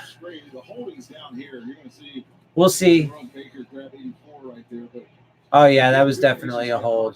Wentz buying some time backing away and then lofting that ball to the corner of the end zone where only his receiver can go get it. That's a tough so if that wasn't a successful attempt, they would have had another shot at it because of that penalty. 25 yards in the air. Well executed. Well, they took the lead right back, 21-14, and they're going to get the ball after the half. So we'll see how it goes from here. But there were definitely some good things in the first half by this Dolphins team. And even some, solid credit to the coaching staff, man. And then Wentz to our Wentz side. Entertaining enough for you, Ron, in the first half? That's exactly the word I was getting ready to use, Kenny. It's an entertaining game thus far. Yeah, it has been very entertaining. I will give them that. It has been very entertaining. Kick here. I doubt that they put it in the end zone. Probably just dribble it, let this half run out. But very important drive and score for Philly because Carson Wentz and his offense get the ball. I mean, I think it is likely that we'll still end up losing this game, but there was definitely some excitement in that first half, man. And like I said, I am a very objective person, man. The first aggressive maneuver that they did, that fourth down play, highly risky, but it worked. So they get credit for it, positive credit for it. The challenge on the pass interference, that one was definitely better. Like it was a smarter call. and it was a good aggressive call down, toward the goal line and so on and so forth. Definitely get credit for that. That was like the first good use of a challenge. And then, man, that second touchdown. I mean, that was just all gold right there. So they get all the credit in the world for that one, man. That shit was, like I said, that shit was sexy. I loved it. It was fabulous. All right, so in the half, man. I mean,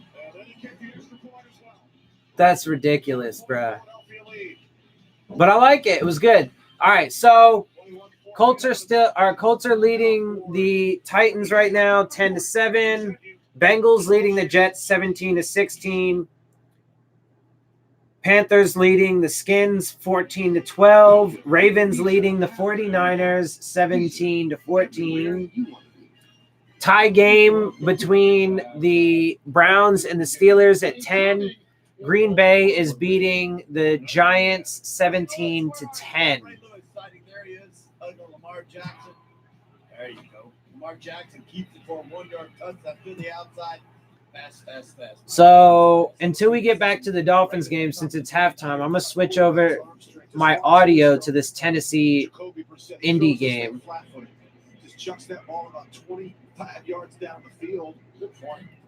Because that's the only one that's actually – oh, no, the Ravens 49ers game is on, but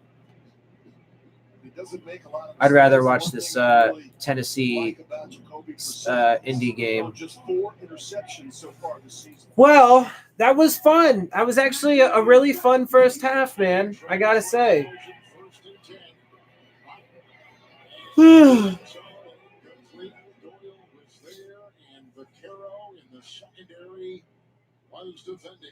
Sometimes you don't fool them, right? So you take a shot on 1st and 10, it's not there. You do the next best thing. You throw the football away, and you move on to the next down.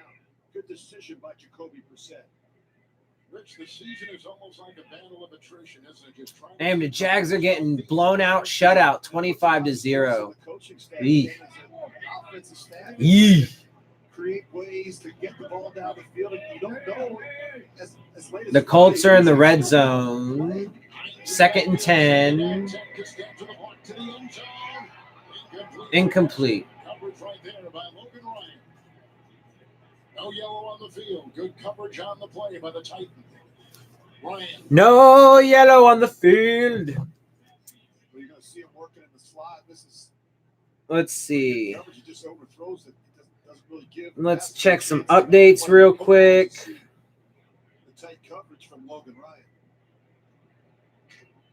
There's no flag there. No. See if there's anything.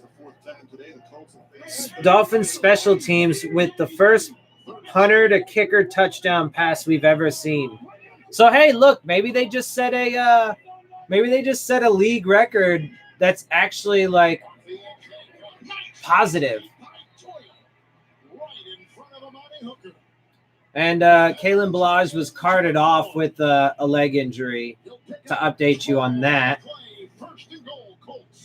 Well, you know how much I admired Jack Doyle. He's a Pro Bowl tight end for a reason. Does a lot of the little things right. Excellent route runner. All right, man. So that was definitely a fun first half. The Colts are getting ready to score another touchdown.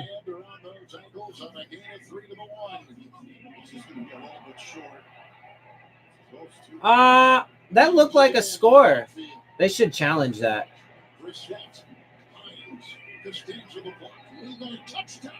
But they got it anyway, so.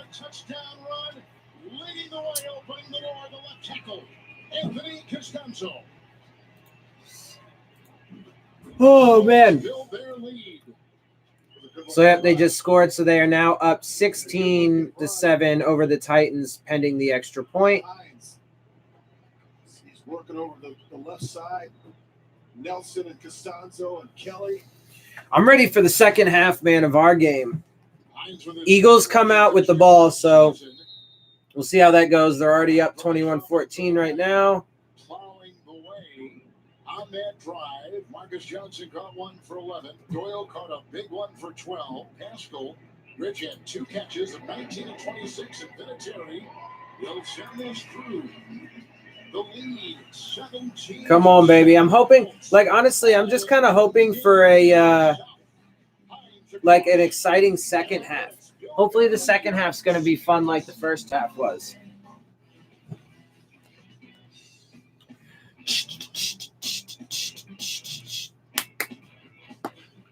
I mean, that was ridiculous. Capital One knows life doesn't update you about your credit card. So meet Eno, the Capital One assistant who catches things that might look wrong and helps you fix them. Another way Capital One is watching out for your money when you're not. What's in your wallet? All righty then.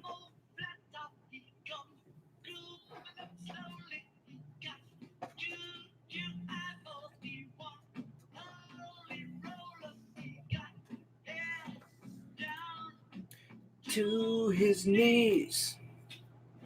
Alexa, Come together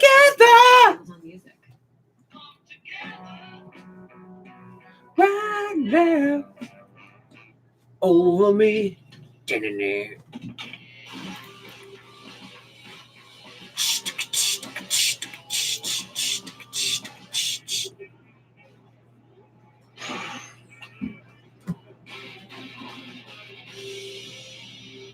Introducing Google Pixel 4.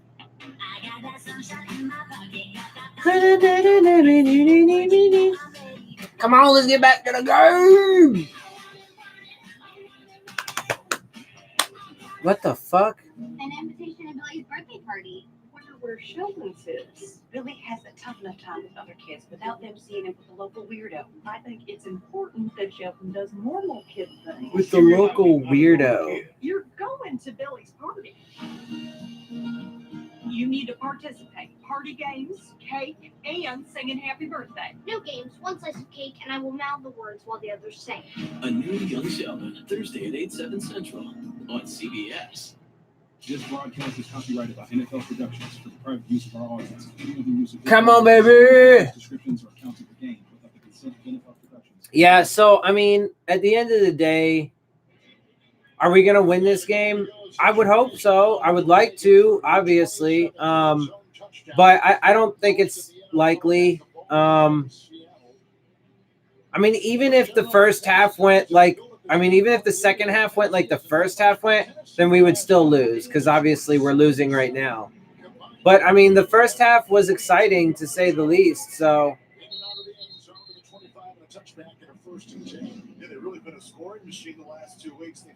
We'll see what happens, man. Let's see how this second half goes. Not played particularly well here at Lucas Oil Stadium. Look at those numbers. Now the third straight game, the Colts have scored a touchdown in their first drive of the second half.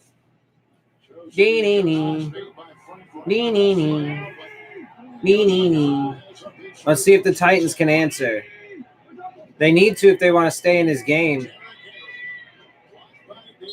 Derrick Henry with a decent run. Pickup of 7, 8 maybe. On first down. Yeah, I mean, if they don't get a touchdown, they're going to put themselves in a pretty big hole. I mean, at least a field goal. They need to get some points if they want to keep themselves in the game.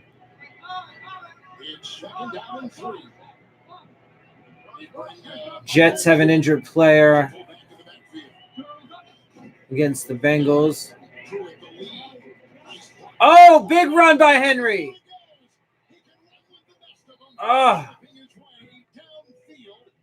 nice. There you go, baby. Get that run game going. Yeah, baby, get that run game going. Honestly, though, Dolphins fans actually should want the Titans to win because the Titans, what's up? It's 21-14 Eagles. The Titans actually could give the Texans potentially a run for the division. So Dolphins fans actually should want the Texans or the Titans to win.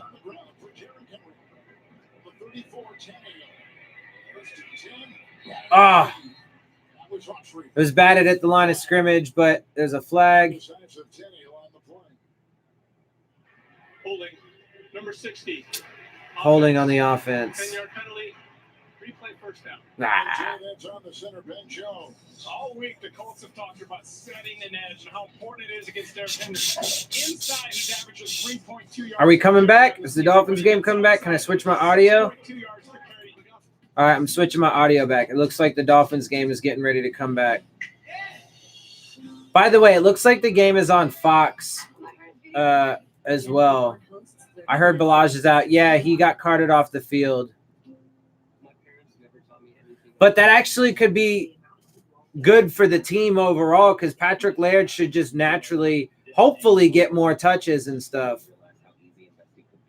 So we'll see.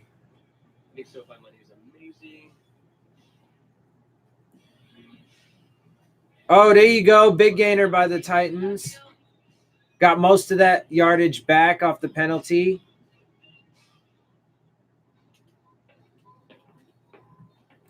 All right, I'm switching my audio back for a minute. The game's not back yet. It's still in commercials.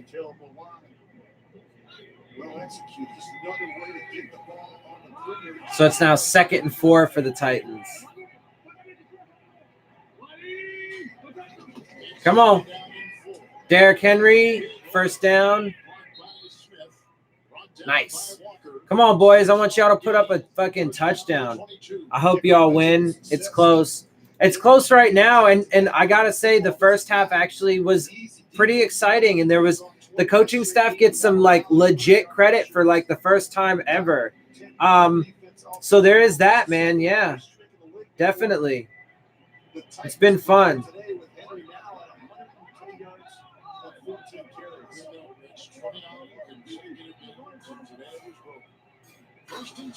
The Jets are struggling pretty hard against the the thing is, depending on if the Jets did lose and depending on how many they lost, that actually could hurt. Like if they lose today and then if we beat them, then that could actually put them ahead of us in draft positioning again. That could put them back ahead of us in draft positioning. He's the real deal. He leads the team in tackles despite playing in only 8 games this season for the Colts. All right, is this game back yet or what? Second down and 12.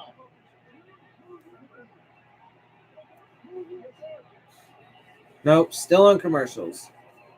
2nd and 12 for the Titans. They are in field goal range, though.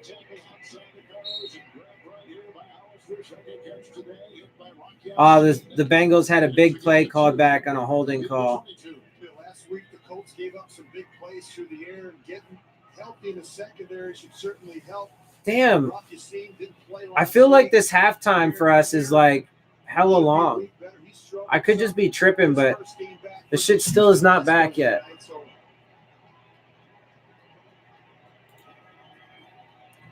Come on. All right, I'm switching back. It looks like they're coming back. Because now they're showing highlights of the game. So, okay. Looks like we're getting ready to come back.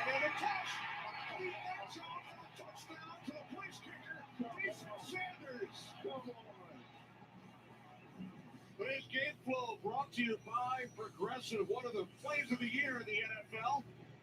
With the Eagles leading by 7 hours. All right, here we go. So we're about to kick off. Eagles get the ball. I hope 49ers beat the Ravens. Yeah, we'll see, man. It's a good game between two really good teams. I got that game on, too.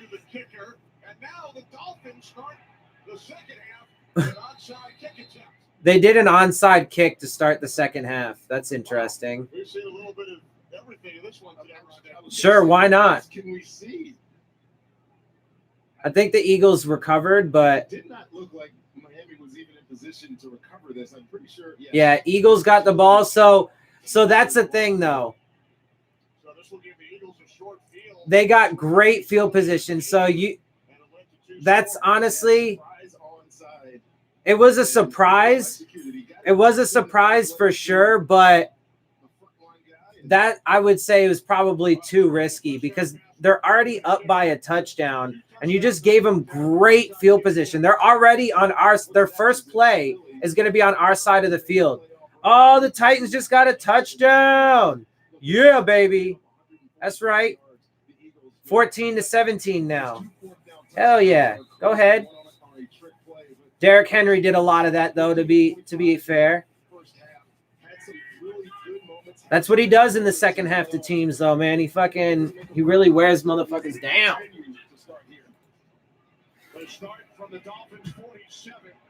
Yeah, no, honestly, I don't think that was a good call. They got a ton of credit in the first half for some really good stuff, but I think that was foolish.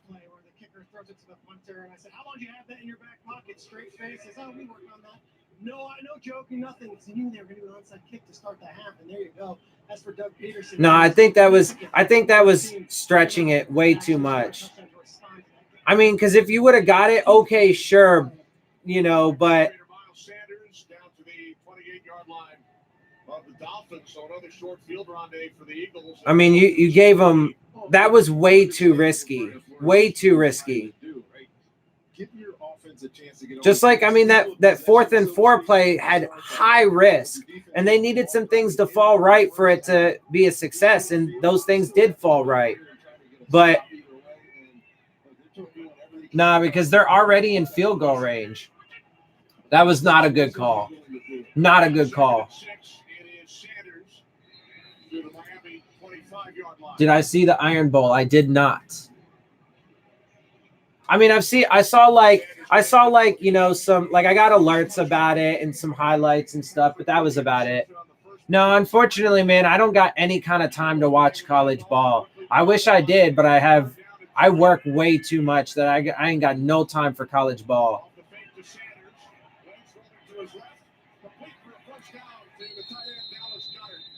All right, it's an Eagles first down. It was on 3rd and 3. I mean, they're. I think 3 plays on this drive alone. There's Dallas Goedert blocking it in the line of scrimmage. He's your primary target. Carson Wentz does a good job finding him after buying himself a little bit of time, and I think he looks good out of the pocket. He's such a good athlete. He's got great length. Yeah, that was.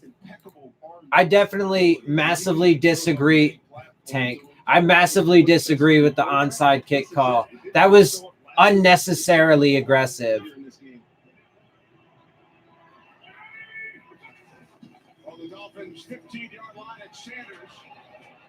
So from the Dolphins 15, they picked up like 2 or 3 on the run. So it's going to be second and 8. I mean, but they're well within field goal range, so they should at least be able to come away with 3. A little bit of both. They're not worried of running him inside. We've seen him bounce to the edge. Oh, Steelers took the lead over the Browns, 17-10. Nice. I like that. That's what's up. That's what's up.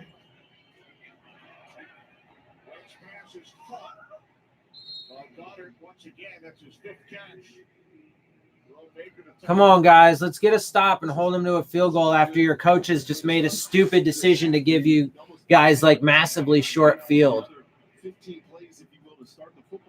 Onside, Tank. Boo. Oh, go Browns. Yeah, you're a Browns fan. Yeah, but oh, and that's a touchdown. Nope, see? And that's why it was stupid. And just like that, it's now 28-14. Now, see, that was a terrible call to go an onside kick. I know you're a Browns fan, man, but my sister is a Steelers fan. And also, ironically enough, my like one of my heroes is also a Steelers fan. But so when we don't play the Steelers, plus I'm also a big Minka Fitzpatrick fan. So when we don't play the Steelers, I root for the Steelers to win. So sorry that they're playing your Browns today, but I want them to win.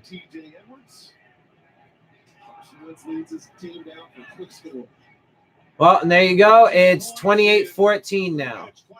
Yeah, no, that was terrible, bro. That was a terrible decision for an onside kick.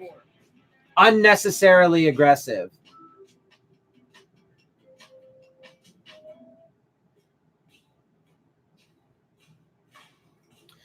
All right, so as it stands right now, the Titans are coming back a little bit on the Colts. It's 17-14 Colts lead currently. Titans have the ball. And the Colts look like they got an injured player on the field. The Jets they have the ball. They're still losing 17-6 to the Bengals right now. So that's interesting. We'll see how that goes for the rest of the game. The Skins are still losing to the Panthers at halftime, 12-14.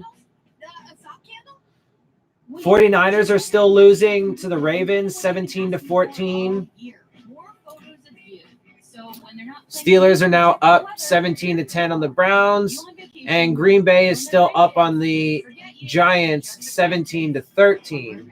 And of course, now we are losing 28-14 because the coaching staff was fucking man. But see, like out of the gate, bro, like they got so much credit from me in the first half, and then out of the gate in the second half, literally the very first thing that could happen, they immediately take some of that back. Not all of it. Okay. And no matter how this game turns out or whatever, no matter how the season turns out, you can't take away that touchdown. I mean, they get credit for that no matter what. But they did take away some of the other credit that, they didn't take it away. It didn't get taken away, but it got balanced out. That's the better way to put it. They have tipped the scales a little bit back the other direction with that stupid onside kick. Justin Fields at number 1 Ohio State. Stupid onside kick. The Big Ten Championship coverage begins Saturday at 7 on Fox. Today's game is sponsored by the Ford F-150. Built Ford tough. Yeah, man, let's see what the Dolphins can do from here. I mean, do I have faith that this offense is going to do anything? They showed some life in the first half, but generally speaking, no, not really. We'll see, though, man. Whoa. Holy ball sacks. So Kalen Ballage is ruled out for the rest of the game with a leg injury, to update you on that. So injury-wise, we have lost another player. So definitely not trending in the right direction there. First half possessions for the Dolphins. The interception on the first play. Back-to-back touchdowns, both on fourth down. Yeah, and both good drives. Look at that, 84 and 74 yards. They found some success. So, but Laird, I mean, the offense could be a beneficiary with Laird in the backfield now. So let's note, though, that the Dolphins coaching staff does not get like a ton of credit for having Laird in there. He's kind of in there almost by default at this point. But they do get some credit for putting him in over like Myles Gaskin, who hasn't done much either. So it's on that one, it's a double-edged sword. You just got to have full context there. They get some credit for finally, and they did use him, a bit early on in this game. It's only third quarter. We have time to catch up if the defense does something good. Yeah, I mean, it's not over yet for sure. We'll see. And, they just got a first down on a first down. And, whoa, under pressure. Nice. See, and that's why Gesicki was drafted by Gase. That's why Gesicki was brought here by Adam Gase, to make catches like that, to do what Parker does. Yeah, baby. That's the way to muscle that. If Malcolm Jenkins just would have turned his head around, he probably could have got a play on the ball, but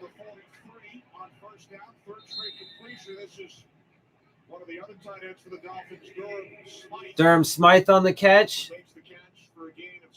Well, this is what Ryan Fitzpatrick is. He's a rhythm passer. If you can get him to take his. All right, so the offense got a little bit of life. I'm liking it. 49ers and Ravens are tied. Field goal. What happened? The Dolphins are moving. The Titans have now tied it up. It is 17-17 with the Colts. once he got hit to the head, I'm sure the spotter up top called down and pulled him out of in the game, and he'll have to go into the tent to be evaluated. Just returned last week, missed 4 games with an ankle injury. And a lot of times it's not necessarily the hit that they're worried about. It's your reaction when you get up. What do you look like when you get up from a hit like that? And obviously, he hit him with his shoulder. There wasn't a helmet contact or anything of that sort. But he was definitely a little woozy or so when he first woozy or so. Yeah, Bradshaw does look a little. Yeah, they should check him out. All right, it's 2nd and 4. We on the Eagles 37. Come on, baby. Oy. That's a nice.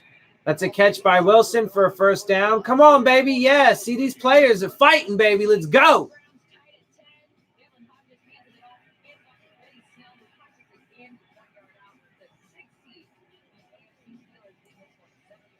So the players are definitely without question fighting, and the coaching staff has some good credit in this game. We were starting to outplay the Eagles. The coaches had to do something.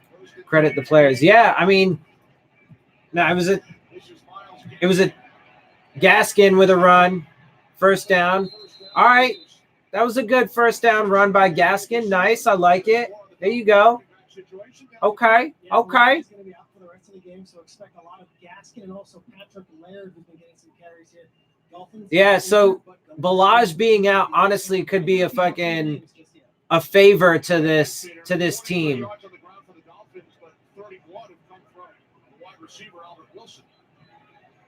Come on, baby.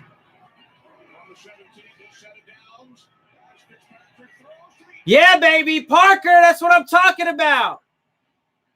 Get it, son. There you go. See, now this is what Parker has to do. But again, right? Okay, so it's never been Parker's talent, and he's shown flashes of this before. It was the primary thing was he needed to be healthy, okay? And the credit actually goes to Gase and his coaching staff for that, for getting him to develop the right habits and so on and so forth, right? Gaskin and Laird could be something. Yeah, they actually could. Myles Gaskin is a quick person. Yeah, put him into play more. Yeah, so far he hasn't done much, but together Gaskin and Laird could be a good duo for us. So there are some bright spots for this team. So actually, as far as bright spots go in this game, we're having a few. I mean, we've got Parker, we've got Laird, we've got that weird, crazy special teams touchdown. So Hawk and Sanders. Oh, extra point was missed. Well, that sucks. So 28-20.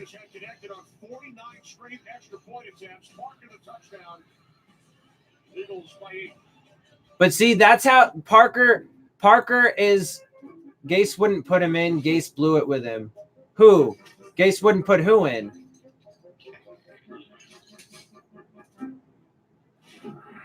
I don't know. If you mean Parker, nah. Parker, anytime Parker didn't play was because he was injured. And when he was in, he showed flashes, man. He showed his flashes. It's never been the talent.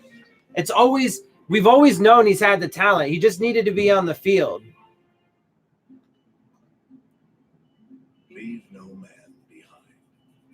And we know for a fact that Devontae Parker changed his eating habits and so on and so forth during the Adam Gase years. We know that for a fact because there's evidence of him talking about it, right? So Devontae Parker changed his eating habits, his sleeping habits, and all of that stuff. His practice etiquette and stuff like that. He changed all that in the Gase years. He didn't change that all of a sudden in the Brian Flores first season. Okay. So, full context there. I have Devontae Parker on my fantasy and he's kicking ass. Hell yeah, man. That's what's up. Not last year. Remember the agent went public against Gase? Every day you're nearly fried to a crisp. Nah, I think that was, bruh, that was also towards the end of Parker's contract. And Parker also, let's remember, snubbed a Dolphins great, right? One of our legendary, who was it? It was, That's me. damn, I can't remember, but Devontae Parker had like a little feud, a little immature feud with one of the Dolphins greats who tried to reach out to him to help him out. No, I think that was just, honestly, bro, I think that whole thing was just his agent trying to fucking do a power play when Devontae Parker hadn't yet proved himself. And he was injured at the time. Anytime that Parker wasn't in was because he was injured.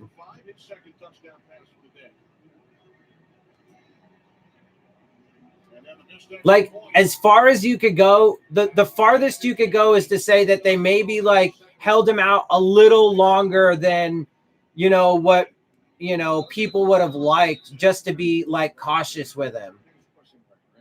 But like, that's really about as far as you can go with it. Devontae Parker wasn't on the field because he was injured. That's why he missed so much time. Oh, the Redskins took the lead 15-14 over the Panthers. Fascinating. 1977. And then he also kicked the extra point. So the last time it happened was back in October of 77. I remember that game. I was 2 years old. We're all the kicker scoring. Jim Turner and now Jason Sanders. All right, so let's see if this defense can make a stop. I mean, it is a one-score game at this point. A touchdown and a 2-point conversion would tie it.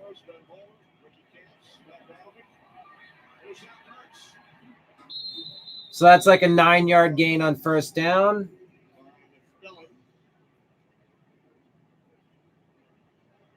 $8:38 left in the third quarter. And so I'm happy we ended up getting to 20 points. That was cool. Or that's cool. That's nice. Football, easy to catch. It's funny when we were talking to Carson Wentz. I said, what is it about Zach Ertz that makes it so easy for him to catch balls from you? He said that he's the most quarterback-friendly receiver I've ever been around. That's a first down run on 2nd and 2. That was a pickup of like 8. Catches more than anybody else on the football team.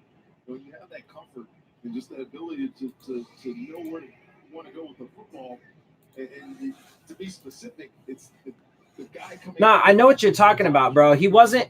Look, that's why I said the absolute farthest you could go is to say maybe they kept him out like an extra game just to be sure. But he was on the injury report, and he was dealing with, like, I don't know, I can't remember what it was, a calf or something like that, right? So,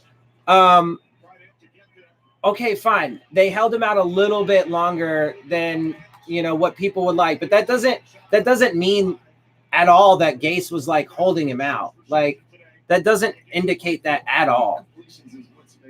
Because the vast majority of Parker's career, he was like dealing with tons of injuries. And a lot of them were like soft tissue shit, like calves or like ankles, or then he had the broken finger, which was just unfortunate.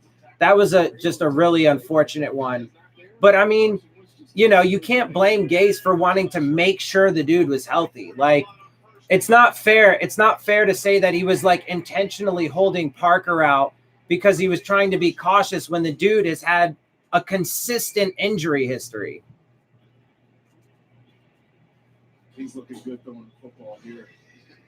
And then, because then he went back in when they felt that he was ready to go back in. And what did he do? He showed some flashes, and that was about it, right? And he produced, right? But see, and that's the thing, though, is early on in Parker's career, he was producing at like a, like a third, mostly because of injuries, he was producing at like a third wide receiver level.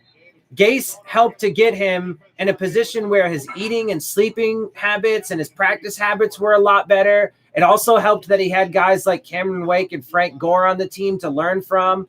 But also he did elevate himself to, getting to like number 2 status, right? He got like 700 and something yards in a season with 4 touchdowns. That was his best year up to this point, right?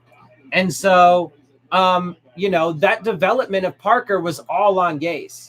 Gase would be a better coach if we didn't think he was a dick. I'm not really sure what that means. I like Adam Gase and his leadership style, personally. Good a receiver he is. How does he drop this one? This hits him right in the hands. He does a good job working on Eric Rowe, widening him out and then sticking and going inside, and then you gotta catch that. Yeah, Ertz just dropped that ball. But they are already in field goal range, so I mean they can. The Bengals scored again. I mean the Jets are struggling hella right now. I haven't really been able to watch the game. I will watch some of these other games so I can get the full context on how everything played out. But the Jets are definitely struggling. Looks like their 3-game win streak is going to come to a skid. But like I said, depending on how much – oh, did we get a sack? Yeah, finally. It took a minute, but we got a sack. Sam McGuavin. What was I going to say? What was I saying? Oh, yeah, so their 3-game streak might come to an end here. He thinks he's Nick Saban. Oh. I mean, I don't know. I can't attest to that. He does his thing. I like his coaching style personally. Yeah, that was definitely a big sack. So field goal attempt, 48-yard attempt. They are going to go for a 48-yard field goal attempt. He's already made 48 and 43. Come on, baby. A block would be great, but at least miss it. And he missed. Nice. Yeah, barely missed it to the left. I'll take that. Unable to connect. So the Eagles come away with nothing. Big sack and then a missed field goal. Hell yeah, baby. I mean, I would love to be able to come back and win this game, baby. That would obviously hurt our draft positioning, but I don't care about that. But that's the thing, though, is if the Jets lose this game, and we win, and then if we end up beating the Jets, who I think we play next week, that would massively hurt our draft positioning. Yeah, we play the Jets next week. So if the Jets lose today and we win, and then if we beat the Jets next week, that could potentially drop our pick pretty far. We will see if he can redeem himself. Dropping to both 0 for teams hurts. How did you get in here anyway? The cat flap. Dropping to both 0 for teams. Not sure what you mean by that. Like I said, I don't think Adam Gase was given a fair shake as a head coach to this point. And I think he gets far too much undue criticism. So, I mean, look, we'll see. I mean, he's still a really young coach. He's still got a long way to go. We'll see if he can turn it around. I personally like him, but I care about facts at the end of the day. So we'll see, man. We'll let the facts speak for themselves. But yeah, so it looks like the Giants are probably going to lose. The Green Bay Packers just scored another touchdown. So it's 24-13. If the Giants lose, and if the Steelers win, they're winning right now over the Browns 17-10. The Redskins are winning right now 15-14, but then if they lose, that obviously would hurt us. If the Jets lose, that could potentially hurt our draft positioning. There's a lot of stuff that could potentially hurt our draft positioning this week as it's shaking out. So we'll see, man. Let's just see 0-win teams beat the Jets. Yeah, but dude, right now the Jets are not Adam Gase's team. He proved with the Dolphins that he does not like the big name free agents. He didn't sign C.J. Mosley or Le'Veon Bell. It's not his fault that the previous coach got fired to begin with. It's not his fault that they fired the GM halfway through the season. It's not his fault that Jamal Adams and Leonard Williams had problems with the organization before Gase got there. None of that is his fault. None of that is his fault. It's his first year with the Jets, okay? And he did not make a decision to, acquiesce to some sort of tanking philosophy like Brian Flores did. He needs time there. Give him some time there. He was and with the Dolphins, he was not given a fair shake. He did astounding things with this team. He doesn't get anywhere near enough credit for taking an average team to the playoffs. Fitzpatrick nearly got sacked again.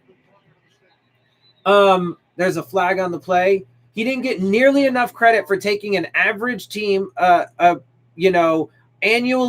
perennially average team and taking them to the playoffs for the first time in 8 seasons. And then all of the things that caused us to have, down seasons the 2 years after that were not anywhere close to Adam Gase's fault. He couldn't control the weather. He couldn't control a hurricane that displaced the team. They tried to request the London game get canceled so they didn't have to travel as much as they did in the first 3 weeks, but the NFL denied it. He can't control a linebacker going AWOL. He didn't know that his offensive line coach had a coke problem. Like, none of that is his fault. What will the coaches do to lose the game because we're outplaying the Eagles? I don't know. I mean, we'll see. So far, they actually get more positive credit than negative credit. That was a Laird run that got no gain.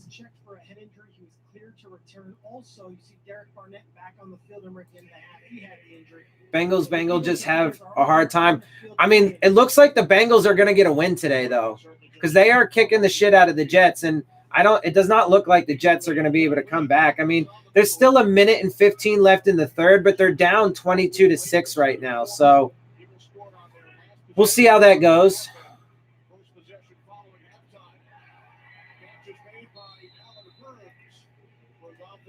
Allen Hurns gets the catch, and that's a first down. Hey, man, I mean, we're making it. These players went to the playoffs with someone else's team, got control, and went downhill. Dude, but that's not a fair assessment. That is not a fair assessment. He took control of the team. Yes, he inherited – that's what I'm saying. He inherited an average team and made amazing things happen with that team and took them to the playoffs in their first year. The downhill after that was not his. And then if you look at Adam Gase's drafts, they are great. Like he hit on the majority of those players, the majority of them. And like players like Devon Godchaux and Gesicki are the credit is being given to Brian Flores. Why? Those were picks of Adam Gase's, and he started their development.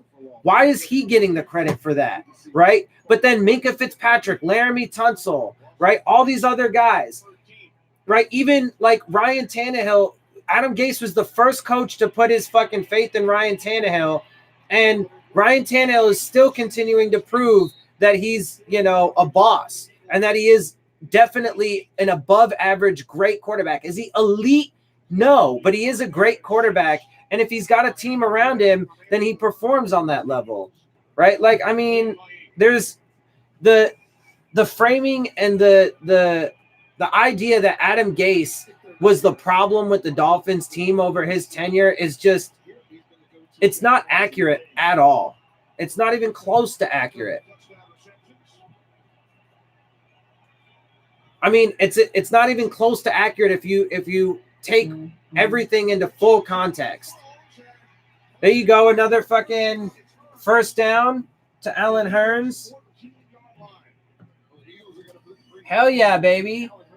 This is actually like, so competitively speaking, this game is actually being really competitive. It's a trend up competitive wise. It's a trend down slightly on injuries. It's a trend up in the bright spot area. We haven't won yet, but I mean, we're knocking, man. We are knocking.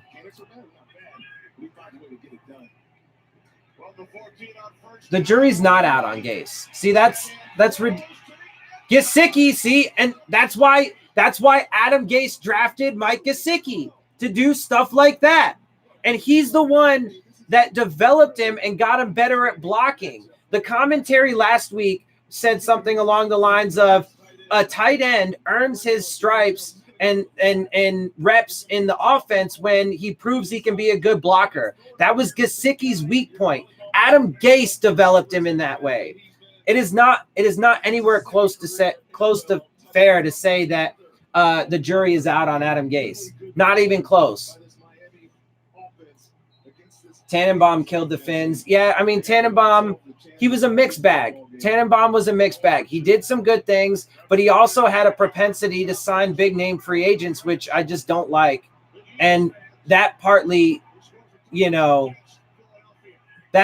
marred his record. Tannenbaum was Fitzpatrick got sacked on the 2-point conversion attempt. So it's 26-28.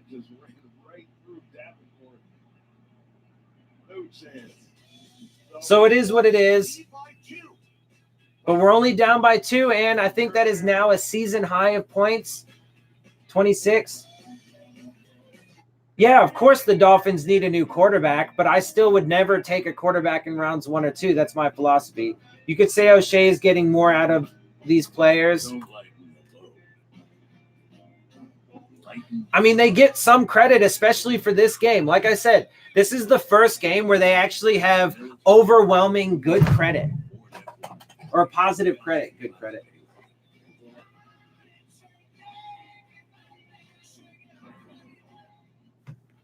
This is the first time that the coaching staff actually gets like a bunch of like really positive credit. The first time. Steelers are now up 20-10 on the Browns. That's what's up. I like that. I like that. Man, if we can get this win, bruh. Work on the offensive line first. Absolutely. We need to work on the trenches first. Fitz 3 touchdowns. Hell yeah. Hell yeah. The 2 for $6 deal just got better. Now add 2 fries and 2 treats to your favorite 2 sandwiches. I gotta say, man, I do like Fitzy. I mean, he's up and down. He's just an average guy. I think Ryan Tannehill is definitely the better out of the two, without question. He's done far more than Ryan Fitzpatrick has in half the time. So I do think he is, without question, the better quarterback. But I like Fitzy. He is a fighter. He's got spirit. He does make things fun. I do think he is a good leader.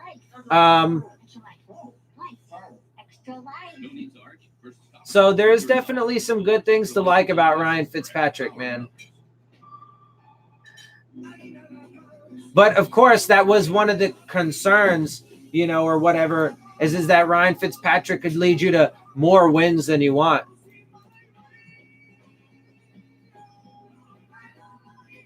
Also, I'd build the line this year and take a quarterback next year, especially if Burrow's gone.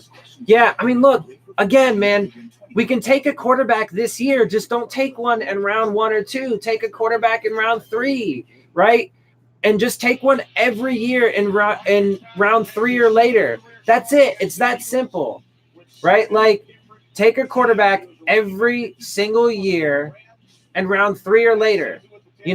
If you really need a quarterback like we do right now, you take him in round 3.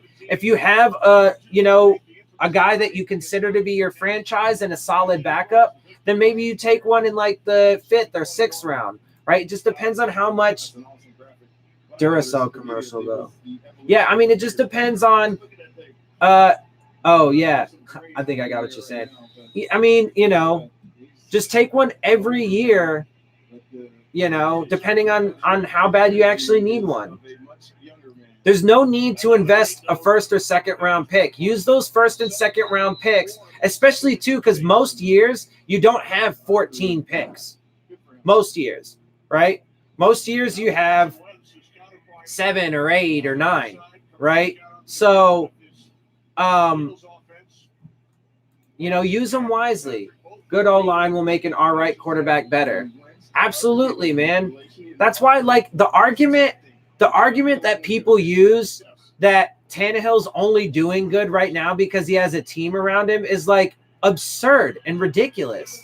Like, are you fucking kidding me? Like, first of all, Tannehill proved to be a damn good quarterback when he didn't have those things. I mean, just look at his numbers. Look at the Dolphins' records he holds. I mean, it really speaks for itself. But, you know, on top of that, like, really, of course a quarterback needs help. Of course he needs playmakers. Of course he needs an offensive line. Of course he needs a defense that's going to get him the ball back. Like, I mean, and again, Tom Brady, Aaron Rodgers, Russell Wilson, Patrick Mahomes, Deshaun Watson, and Lamar Jackson, any of these good quarterbacks, bro, had good teams around him. Dan Marino had good teams around him. Unfortunately, he could never make it to the Super Bowl with those teams. But, I mean, it's absurd. Like, that's why I think that the idea that all you need is a quarterback has to be your savior is just ridiculous. It's absolutely ridiculous. Outside of the kneel down at the half, Dolphins offense has scored 4 successive touchdowns, but it's been on this Eagles team to answer. This is turning into somewhat of a shootout. And you get the feeling, just by the way that both offenses are playing, that it could be who has the ball last, who wins this football game. Yeah, this actually turned out to be a really competitive and exciting game at the end of it. Oh, I think that was definitely a penalty on Ryan Lewis. He definitely grabbed the receiver's arm. He definitely grabbed. I before they even threw the flag, I knew that was coming. That's a big one, though. That's going to be a spot foul, pass interference. Spot foul, first down. Now, that's a huge penalty on Ryan Lewis. And Lewis is in really good position. You call this in phase. He's in phase right there. But I think right there, that grab at the very top of that route. Yep, right there, and he tugs his arm. And see, he grabs his arm, and he tugged him. He didn't need to grab him. To be honest with you, the ball was completely out of the reach of both of them. I think he panicked at that last second. Yeah, I mean, you know. I want the Steelers to win, bro. So I hate to say it to you, but I want the Steelers to win. So Eagles are 5-6. I don't know what the big scare was. We had him beat here. He just needed a little bit better throw. Yeah, I mean, the Eagles are an average team, you know. They definitely have better fucking talent and stuff than we do, though. He elected to take that shot down the sideline. He just sailed it out of bounds. No chance Alshon Jeffrey was going to catch that football. Yeah, I mean, Wentz should have gone to Ertz on that play, on that first down play. That would have been a big gainer, and he was wide open. Alshon Jeffrey was double covered. All right, well, they're on the 50-yard line, so let's see what happens here. Can we get a stop or what? Nice. Hell yeah. That was good pressure, but it was in part because they were setting up a screen. But Sam McGuavin, he's being a bit of a bright spot in this game on the defense. He's been hella quiet since the preseason, so it's good to see him popping back up a little bit.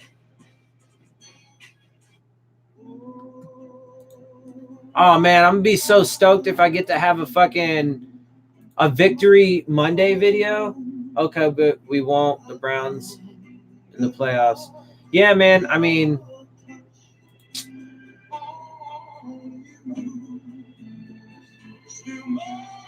it's gonna be super hard for the Browns to make the playoffs, even if they won out.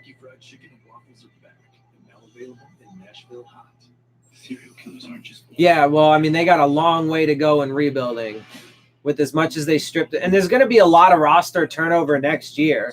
I mean, the team next year is going to still be massively young and experienced. There's still going to be a ton of new faces, at least half the team. So, I mean, it's going to take a while. It's going to take a while for the fruits to bear out if they ever do. So, but again, coaches have 3.5 years almost to the T with Stephen Ross. Stephen Ross doesn't keep coaches longer than that. Like, literally, if you go back and look at, the tenure of all the coaches, it's almost like literally to a T, 3.5 years. That seems to be like Stephen Ross's breaking point. At 3.5 years, he's like, nope, I'm done. It doesn't matter what's happening. Like, it really doesn't seem to matter what's happening. And he's getting older, bro. He's getting older and he's getting more desperate.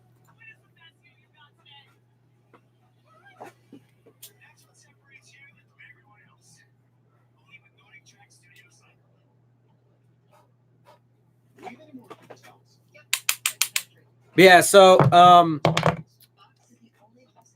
as I think you guys probably should know it at this point, I'm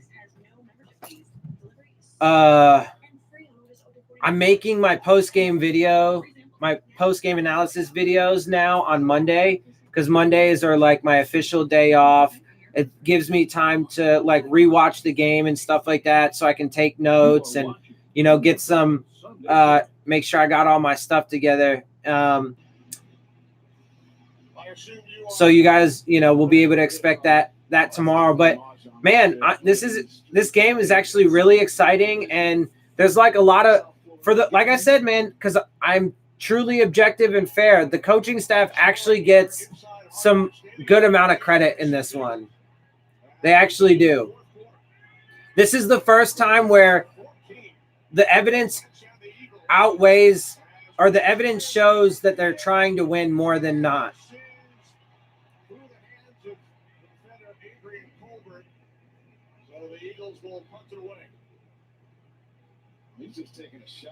Yeah, I don't know why Wentz is being just so reckless, man.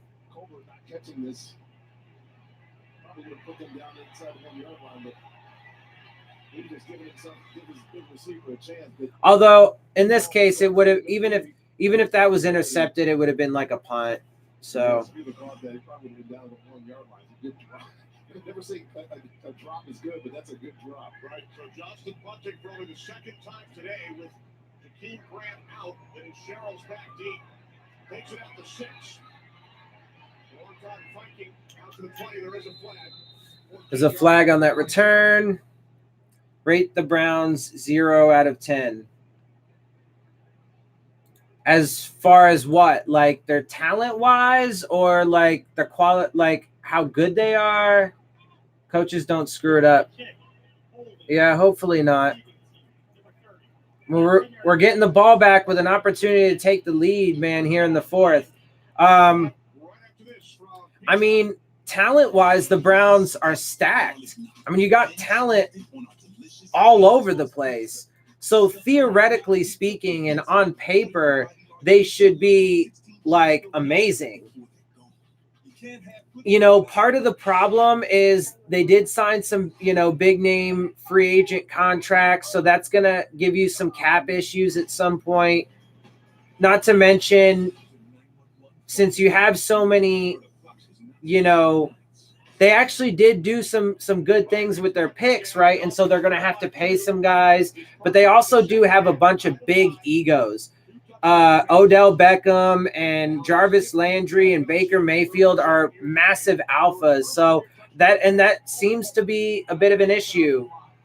So, I mean, and their record is what it is at this point. I mean, I think that they should certainly be better than they are, but right now, I mean, they're 4 years into their rebuild, so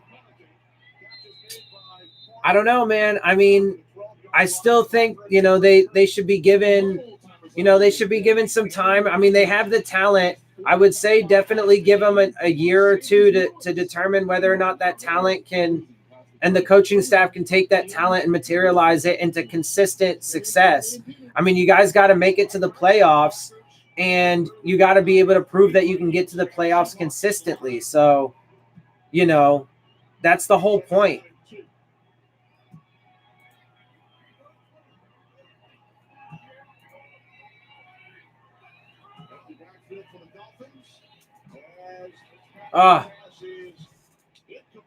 It was 2nd and 2. They took a little bit of a shot there to Parker. It was a little past him. He's just going to take a shot. Parker working on Darby. Is he holding? No, he does a good job not grabbing, because he was a little bit out of phase there, losing at the line of scrimmage. Darby was Just a little bit too far for Parker. Parker should have laid out for that one, though, and he could have got it. Shouldn't it be 3rd and 2 now? Yeah, there you go, 3rd and 2. So we can still pick this up, though, man. Come on. Let's get this fucking first down, man. Let's march down this field and get a fucking score. Come on. There you go. Gesicki, baby. Come on.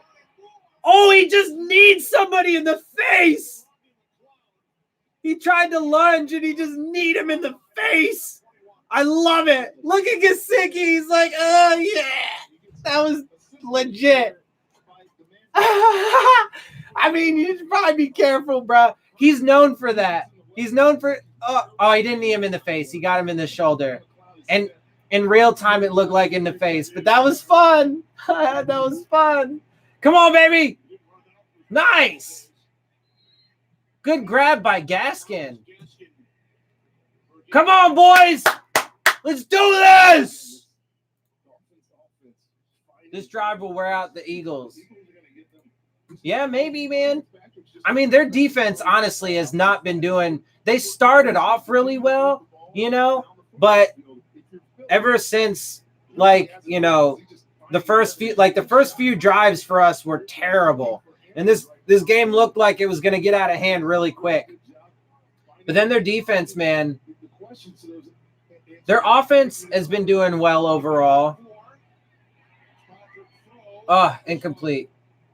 But their defense has been, you know, fading off. All right, it's 3rd and 4, baby. Come on, let's pick this up. Let's keep it moving. Yeah, just well covered here. Jalen Mills all over that, knocks it away. Bradham's coming into the. Yeah, that was kind of dangerous, man. He stuck that. He almost got Ford murdered. As we mentioned earlier, aside from the kneel down, if you take that away prior to the end of the second quarter, Dolphins have scored touchdowns on their last 4 drives. Come on, baby. Let's go get this W.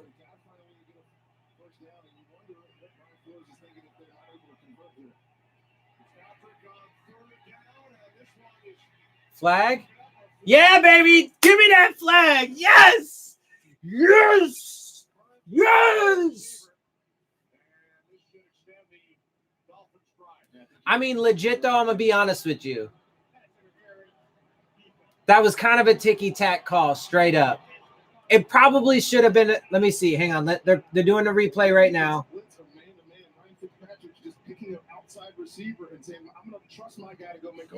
That's. Jalen Mills just never turns back and looks for this football. Tried to at the very end there, but. Okay. Yeah, he was definitely wrapped up on Hearns for sure. Didn't really look back for the ball. All right, good penalty. Hell yeah. Fuck yeah. Let's go, baby. Come on, let's get this. We'll get this win. Come on. Taking a shot. Parker! Woo! That's what you got brought here for, baby! Yes! That's what I'm talking about. That's how you got to play, my boy. But again, it's never been the talent with Parker.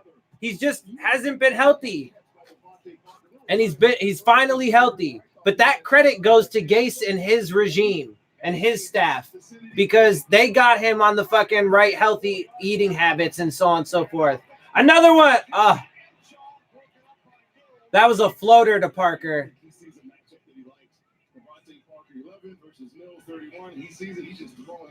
Yeah, he's just tossing it to Parker because that's a matchup that he's winning all day. All day. Woo! Come on, baby! I mean, hey, we're in field goal range, so we should at least be able to take this. So, yeah, baby, this is a time for this coaching staff to be aggressive, man. Let's go. If y'all want to fucking show some good stuff and get some credit, baby, time to earn your stripes. I am a fair and objective person. I will give you your credit, man. Take it. Laird, go! Go, Laird! Go! Okay, it's a first down at least. Woo! Yeah, baby! Fuck yeah!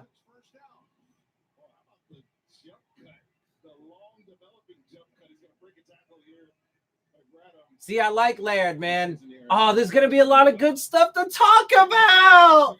Yeah. Woo. Oh, that so excites me. Fuck yeah, dude. There's going to be so much good shit to talk about in this game. Let's get this dub. Come on, baby. Punch this in. Laird, baby.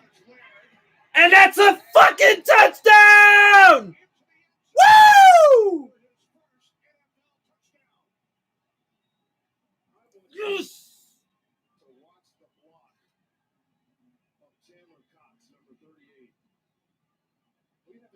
Finally using Chandler Cox again, too. Yeah, what's been up with that? This is what Cox was supposedly brought here for, to give key blocks like that. Fuck yeah.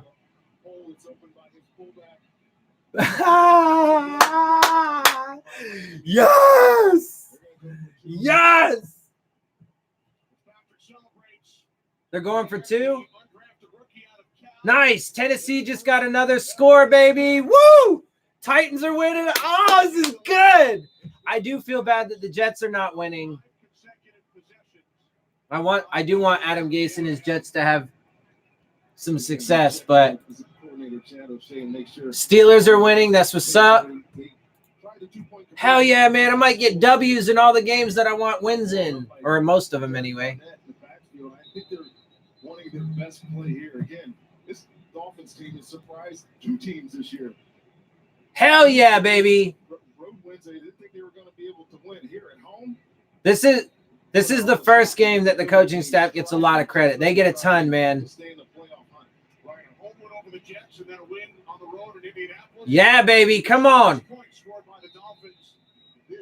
And this is, without question, obviously a season high. All right, they're going for the 2, baby.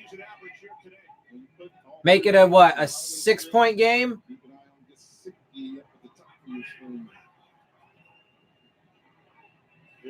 To Laird. Woo!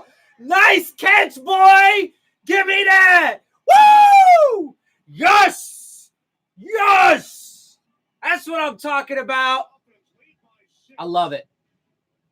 See, now Parker's having a big day. This is a big day. He's dominating in this game. That's what Parker hasn't shown to this point. Eagles are spent. That South Florida Heat is the 12-man. Yeah, definitely. They are wearing down, and coaches don't screw it up. I mean, look, man, again, I'm objective, truly objective. They get a ton of credit. I mean, I thought that the onside kick coming out in the second half was a terrible idea. But look, at the end of the day, if we get this W, bro, we can say forget about that. I mean, I'll still mention it and put it in its proper context, but fuck, bro. I mean, that won't matter at the end of the day if we get this W. Let's get this W! Woo! Oh, fucking pumped! So pumped! So pumped! I'm scaring the shit out of my cat, too, by the way. It's okay, baby. Daddy's happy. Yes, everything is okay. I know. I'm scary right now because I'm loud and throwing my hands around and stuff. I know. I'm sorry. I love you. Great ugly sweater. What kind of sweater? Oh, yeah. We need the Redskins to beat they're hanging on right now. There's 12 minutes and 50 seconds left. And they're beating the Panthers 15-14. We need them to hang on. If they win, that could help our draft positioning a little bit, but if they lose, then that hurts our draft positioning. Man, fuck yeah! Woo! I'm just gonna do all kinds of like crazy little dances and shit, man. Oh, I'm so pumped! This is awesome, dude. Seriously, this is like the best game that we've had. This is really fun. This is exciting. I'm gonna have a really good time rewatching this game. This is great. Baby. It's okay. It's okay. Daddy's not crazy. See, but I told you though, man, put Patrick Laird in. Wonder why you're kind of, yeah. I know, I do treat him like a baby a lot. Because he's my baby. I love him. He's my baby. I love you. Yeah, I know. It is partly my fault. I got to take it. I got to take it, man. I got to take that ownership. It's true. I do spoil him. Patrick Laird told a story, and we will over the rest of the game. But last night we checked in our production meeting. How is he doing in fantasy football this year? Patrick Laird, who had a touchdown and a 2-point conversion. 100% of fantasy football owners at NFL.com. Have a day, young man. You talk about statistically insignificant, 0.1%. I don't even know how many. Ah, fuck yeah. But so, like I said, right? So the coaches definitely get. My cat bosses me around all day. Yeah, man. Last 5 drives, 4 touchdowns. One. Yeah, hell yeah. I like it. I like it. Come on, and maybe now the defense can rally. This Eagles team got 11 minutes of do or die. We came into this game talking about do they deserve to be in this playoff conversation. They're on the road here in Miami with a big fight on their hands. Doug Peterson, his team. Come on, baby. But they have not been able to respond, especially on defense, to this hard-charging Miami Dolphins football team. Who do the Texans play this week? Oh, the Texans play the Patriots tonight. That's going to be a rough game for them. But see, look, man, if the Titans win and the Texans, if they lose tonight against the Patriots, that could be a fight for that division, which could help the Texans pick of ours. I'm pretty sure they'll still make the playoffs. But, I mean, if the Titans can win the division, then they won't. So we'll see.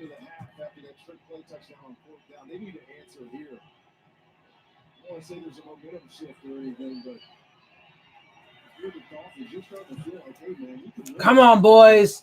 Let's get a stop. It's 3rd and 4.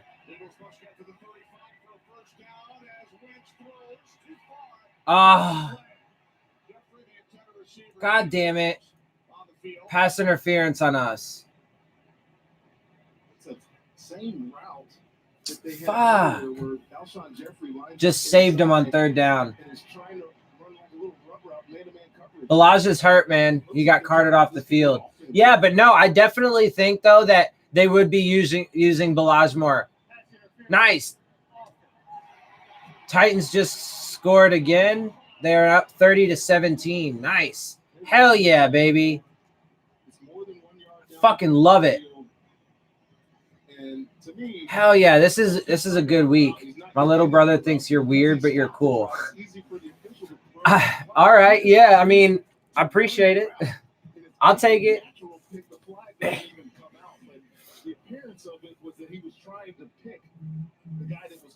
Oh, man.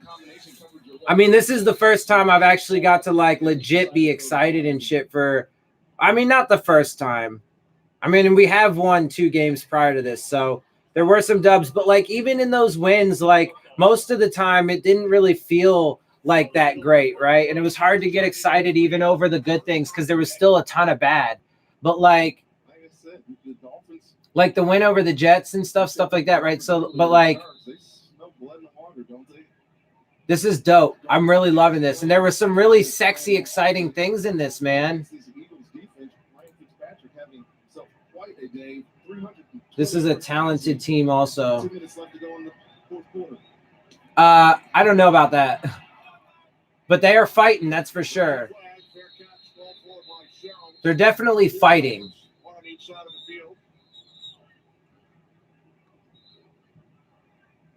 Yep, Titans are now up 31-17. Ryan Tannehill is fucking leading that team, bruh. I'm telling you, we were stupid to give up Tannehill. We didn't need to do this. If Adam Gase was just given one more year, man, he would have shown the team that he put together with the drafts that he had. If they could have just got healthy, bruh, they would have fucking...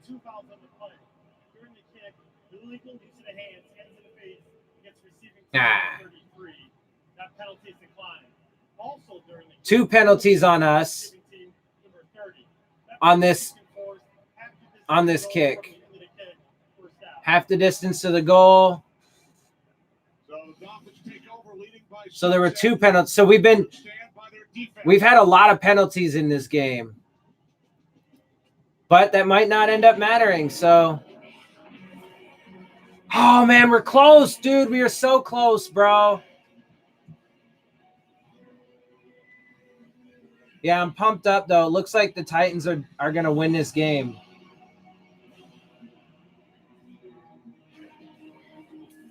Ah, and the Redskins just scored a touchdown.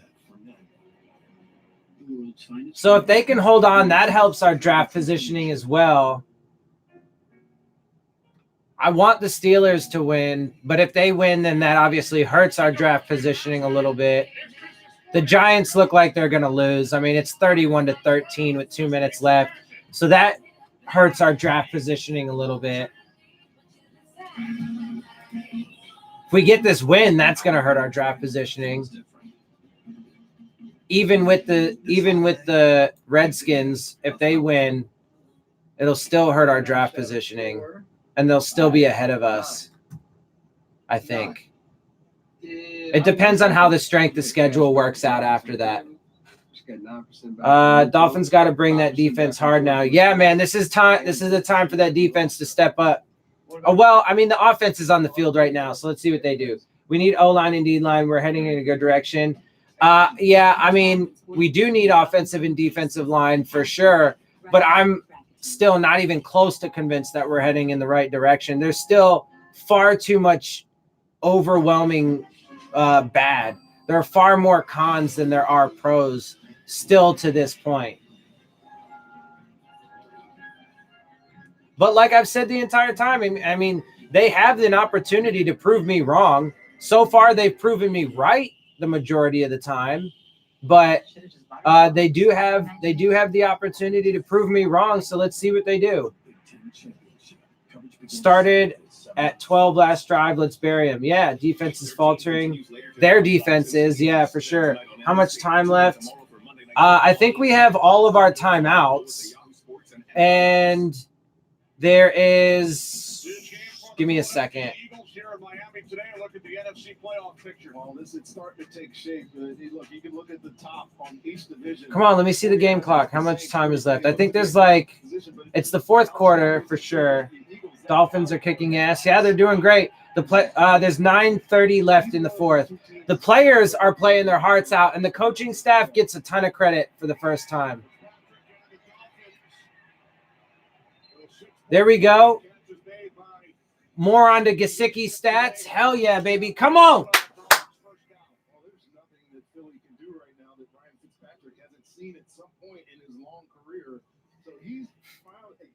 Yeah, that's the one thing about Fitzpatrick, though, is he has been in the league 15 years, so he's seen a lot of shit.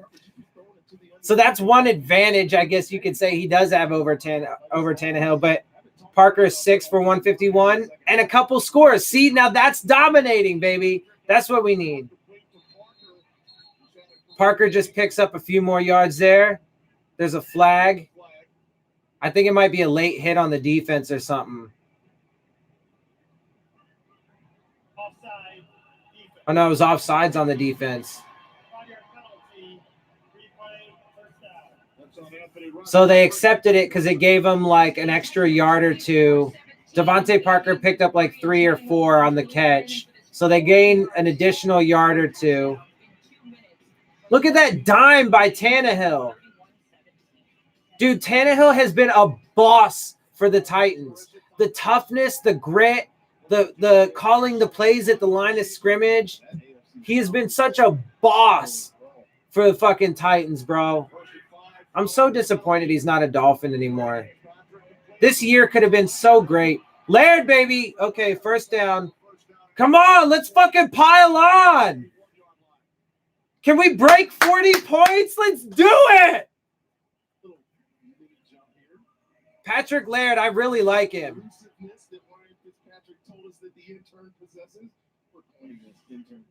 Yeah, he's got this nickname, the intern. because nobody knew who he was apparently, and they thought he was an intern in the building. Fuck yeah, baby. Come on. 151 yards for Parker. And a couple scores. See, that's what I'm talking about. Play clock, timeout. Oh, no. That's our last timeout. So we're actually out of timeouts now. I was wrong about our timeouts. Also, I was wrong, pleasantly surprised and pleasantly wrong that this offense, I thought this offense would take could take some steps back, but they took some steps forward for sure. I mean, they're fighting, man. They got some grit.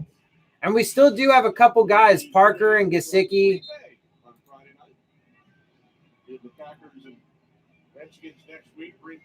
Yeah, so the Giants have officially lost 31-13. So that hurts our draft positioning a little bit. Looks like the Ravens beat the 20-17, beat the 49ers. That Ravens team is just deadly.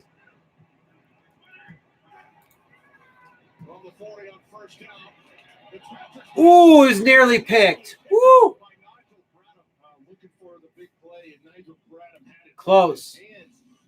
He does an awesome job reading this underneath coverage and is sprinting to this ball. All he has to do is catch it. Just continue to run through it, and it's a game-changing play. He probably scores if he catches this thing. But we caught a break there. He couldn't get it. 2nd and 10. Come on, boys. Let's add to this lead, baby. And the Redskins there's still 9 minutes and 9 seconds left in the fourth in their game, but the Redskins are winning 22-14. Ooh, a little high for Gesicki. Just too high, too. Just a little bit too high. Running right over top of this zone defense, and maybe the linebacker underneath Brad made Ryan Fitzpatrick elevate that a little bit too high. Just could not climb the ladder and get it. That was a little too high even for him. Come on, baby.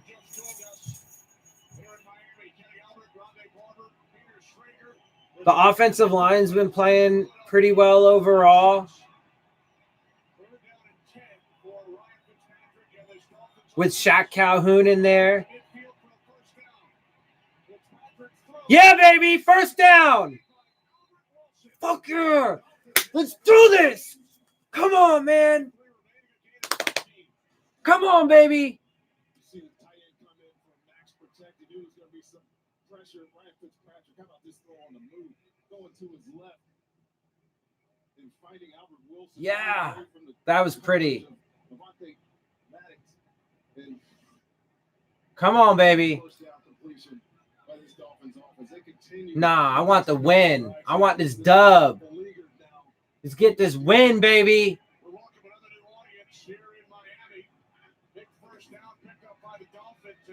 There's Gaskin.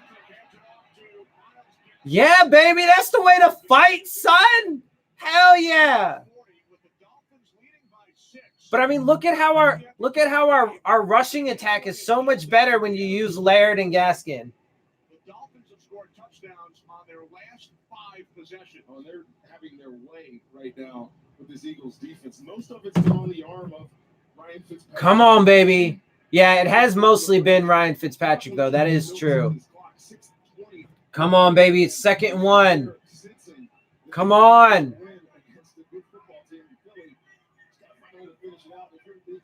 Come on. Let's get this dub. Let's get this pickup.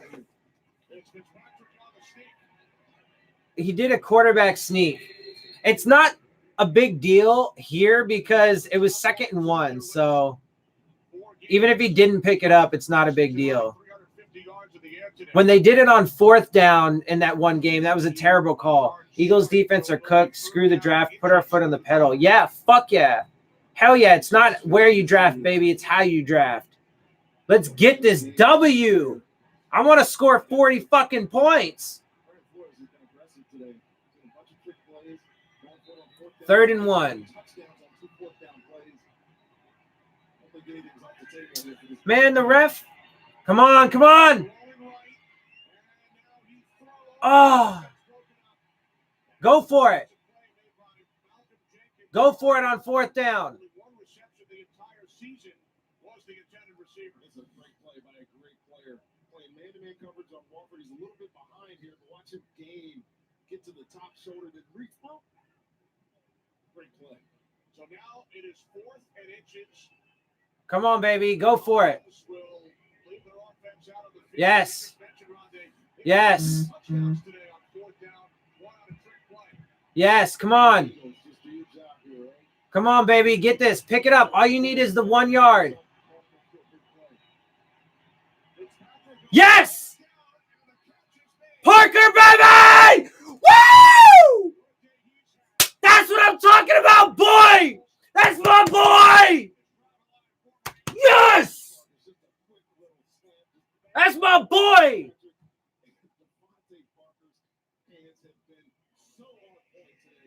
Parker was the fucking... I was so happy when we picked Parker. He has been a disappointment because he's been hurt so much over the first few seasons. But yeah, baby! That's what I'm talking about!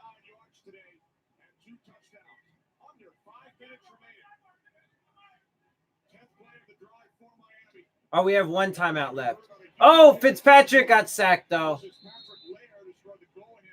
Oh, no, never mind. Patrick Laird had the ball. It was a handoff, but I got blown up pretty quick. Maybe a loss of 1. Oh, this is beautiful.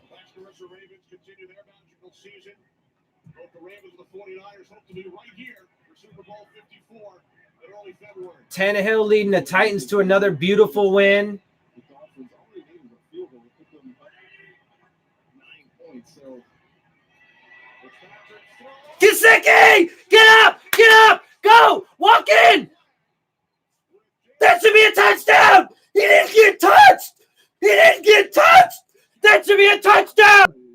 he extended both of his hands to make this catch. Oh! Pass interference on us on Gesicki. Come on, really? The coverage is good, and Mills is in excellent position. Let's see. Here, and he has to extend away to make the catch. Yeah, I don't know about that, bruh. If you're Miami, try to be Challenge that shit. See man-to-man coverage today, right? You did it earlier, man. Challenge it. I mean, they probably won't. It probably wouldn't overturn it, but It's a curious call to me. I would have thought they would have kept trying to use the clock running the football there. fuck. Stupid penalty, man. 2nd and 21. Durham Smythe for like 6. Jim Schwartz is going all man-to-man right now. Fuck. All his rushers at the line of scrimmage. He's trusting his guys on the back end of the defense to win when they. That was a lame ass call. There's a danger in blitzing. Fucking refs. Let's see. Lamar Jackson only threw for 105 yards. Wilson threw over 300. I have a question. Do you know why they wear those tape on the back of their arm? I actually don't know. Man, you're so excited whenever you all almost got. Yeah, this game has actually been hella exciting. Super pumped. It's 3rd and 14 right now. That was a lame call, though, man. I don't think there was enough on that one. I mean, because you could say there was a push-off, but, I mean, the defender was, like, arm battling the shit out of him. They just ran it. Why? Come on. You could have done better than that. But whatever. They're going to go with a field goal attempt. I mean, yeah, they did. But see, that's the thing. They brought the house. So they blitzed everybody. They could have gotten a big gainer then if they would have gone with a pass play. I didn't like that call. Not a fan of that call. But That's all right. Oh, look, the Redskins 28-14. So it looked like the Redskins will probably hold on in that game. The thing is, with us winning this game, they'll still likely stay ahead of us. Sets up from 51 yards out from the left hash. Field goal attempt is good. 37-28. Oh my God. It's a 9-point game, dude. Oh my God, we might be able to hold off. Good call, man. Oh my God, we might be able to do this. Come on!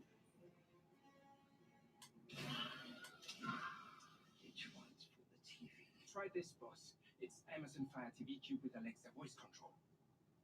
It's easy. Alexa, turn on the TV. Alexa, play Shrill on Hulu. I believe it's defective because it doesn't.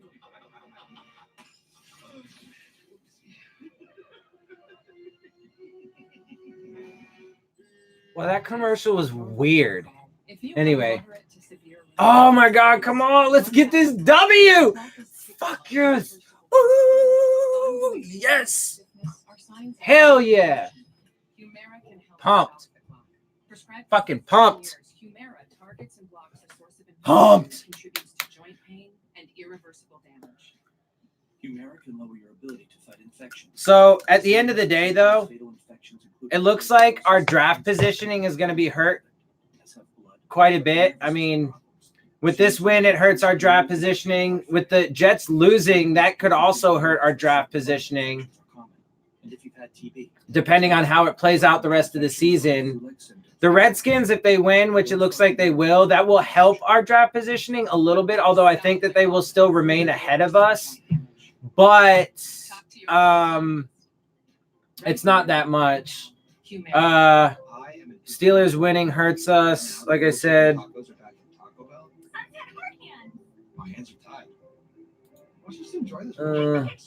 The Giants losing hurts us. But the Titans winning could potentially help us if they can end up, especially because if the Texans lose to the Patriots tonight, which is possible, they could win, though. I don't know. It depends. I don't know if it's in Foxborough or not. I'm not sure about that. But if the Texans lose to the Patriots, then the division could be up for grabs with the Titans playing as well as they are under direction of Ryan Tannehill. So, man, it's going to be really interesting to see how this plays out the rest of the season. And it looks like the Steelers are kneeling it for the win. Nice. Steelers won. Hell yeah. They beat the Browns 20-13. That's what's up. So our draft positioning definitely got hurt there. Carson Wentz needs a furious rally here, down 2 scores. Carson Wentz needs a furious rally. Yeah. Fuck yeah, baby. You ain't getting it, bitch. Taking his W. 3 touchdown passes today for Carson Wentz. His Eagles trail by 9. And if you remember, there was a play early in the game. Zach Ertz had a drop that would have made it first. And goal at the 3-yard. I mean, the Eagles definitely did hurt themselves a bunch. Drop passes, bad throws, some penalties. But, man, this team – and like I said, this is the first time I can legit give the coaching staff just a gang of credit.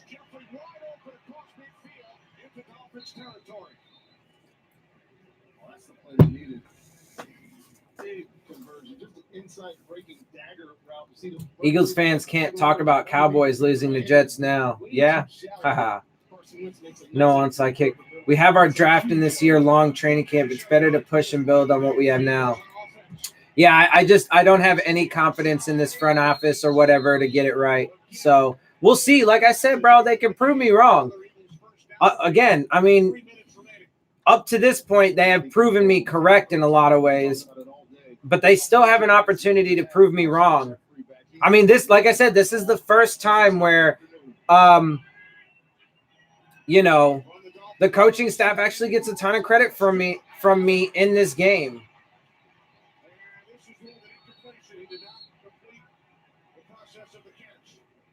Really good job. Can Webster stand in the fight here? Nelson Aguilar wins at the line of scrimmage. And this is a really well-thrown ball. But watch him fight for this incompletion. He doesn't carry it to the ground. Incomplete pass. Let's see. Was it incomplete? Dolphins secondary. These young DBs. I don't know. They could challenge that, and it would be a good challenge. It's close. Yeah, but I'm pretty sure he was down by contact before the ball came out. I think they're going to win this challenge. I'm pretty sure they're going to win this challenge because he had complete control. The ball didn't move or anything like that. He had it tucked. He's got it. He's got it. He's got it. He's got it. He's got it. He's got it. He hits the ground. He's down. Now the ball comes out. That should be. How do I super chat you? You can't. You're an Eagles fan. This is horrible. Yeah, sorry, bro. I mean, I definitely expected y'all to win this game. You can't super chat me because I don't have 1,000 subscribers and stuff yet. So I need to my channel has to be monetized before like the super chat stuff happens. I appreciate it. I appreciate it, but yeah, until my channel hits 1,000 subscribers and gets to the requirements, yeah, that's not a thing.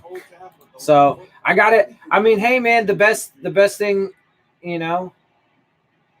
would just be, tell people and spread the channel, right? I need to get there. But yeah, so the Bengals did get the win over the Jets. But like I said, that Jets loss actually potentially could hurt our draft positioning because we're about to win this game and the Jets just lost. If we beat the Jets next week, then the Jets might jump us and there's 2 minutes and 40 seconds left. The Jets could jump us in draft positioning. And our draft positioning is hurt by the Giants loss, by the Steelers win, by the Jets loss, maybe possibly helped by the Tennessee Titans win, but we'll see how that plays out the rest of the season. Our draft positioning is hurt by our win and helped a little bit by a Redskins win. But overall, and then we'll see what happens in the Texans game tonight. I want the Texans to win, though, for two reasons. I hate the Patriots, and because one of my best friends is a Texans fan. I do not have an Instagram. How many? I have, I think, yeah, see, that was overturned. So that's a good call. Before, I don't know if I've gotten any new subscribers today, but I had 215 subscribers when I saw earlier. So I still need, what is that? 685 or 785. Man, my math was off there. I need about 785 more subscribers still. So I'm still a little bit away. Yeah, I do not have I have a Twitter though. Oh, incomplete. Yes, that should be an incomplete for sure. Ertz did have that, man. He just couldn't corral it. Does Eric Rowe get anything? Yeah, Eric Rowe did. Nice. Yeah, go ahead. Go ahead, Rowe.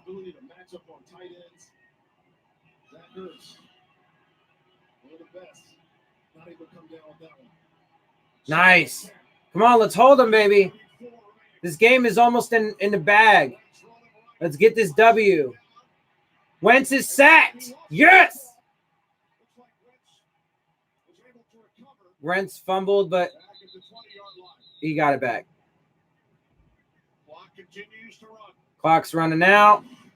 There's nowhere for him to go to this football. He's got to protect it. He's trying to get two hands on it. Knocked out by Definitely was a fumble, but he got it back for sure. 3rd and 17. Come on. There you go. Player prevent defense. That's the right call. See, and that's why it was absurd that he did it at 3rd and 20 against the Steelers. That's why that call was absolutely absurd, right? He knows better. Brian Flores knows better. They did it on fucking purpose.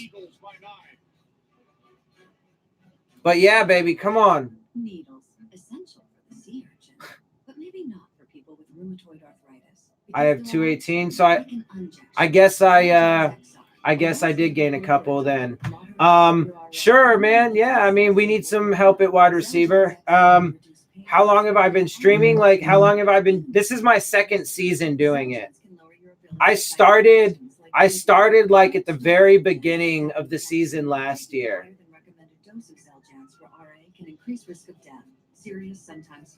So this is year 2 for me. Last year was my rookie season as a YouTube creator, whatever. Yeah. Let's see, has this Tankathon updated yet? Yeah, Tankathon updated a little bit. So Cincinnati gets their first win, but they're still in first place for the #1 overall pick. Giants get another loss, so that keeps them firmly in 2nd. The Washington Redskins game isn't over yet, so that hasn't updated with their potential win. The Jets went from 10th to 9th, though, with their 8th loss. And if we beat the Jets next week, that'll put them at 4-9, and then we'll be at 4-9, which means the Jets, and then we would have the tiebreaker over them, so they would absolutely jump us, and we would potentially drop out of the top 5. What happened? I'm not home. Well, right now, Dolphins are winning, man, 37-28, and we're about to get the dub, so that's what's happening. Have I only 2 subscribers? Yeah, man. I mean, you know, you got to start somewhere, brother. Where do you see Tankathon? Well, like I said, right now, Cincinnati, it has updated a little bit. So, like if you go to tankathon.com/NFL, it shows you. Right now, Cincinnati's at 1, then the Giants, then the Redskins, then us, then Atlanta, Denver, Detroit, Arizona, Jets, and Jacksonville round out the top 10. I hate the Eagles, yeah. Yeah, I mean, so they're going for a field goal right now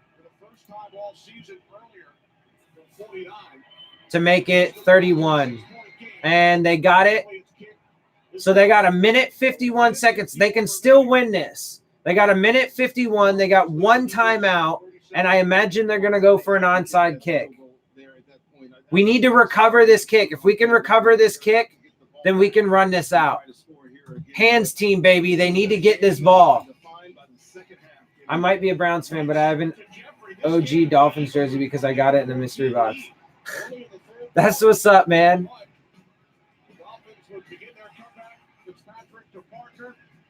Come on, baby.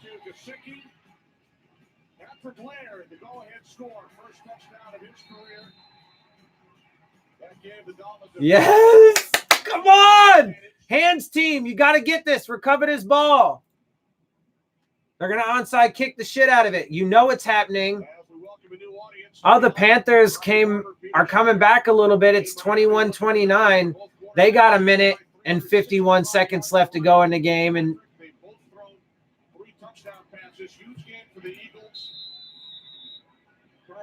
they could still come back, man. They got to get another score, though. They're down by 8 points, so they'd have to onside kick. Oh, get the ball. Okay, good. Woo. Okay, good. We got it. That was scary for like half a second, but we got this, baby. Come on. They got 1 timeout, and they're going to use it, but like at least gain a few yards. To the punter, to the kicker for a touchdown. the punter to the kicker for a touchdown. That was sexy, bro. Devontae Parker had a great day. Gesicki had a great day. Laird had a good day. Hell yeah. Fitzpatrick had a good day, minus the interception on the first play of the game. But aside from that, being the biggest, and they are in position here to win a football game at home. yes.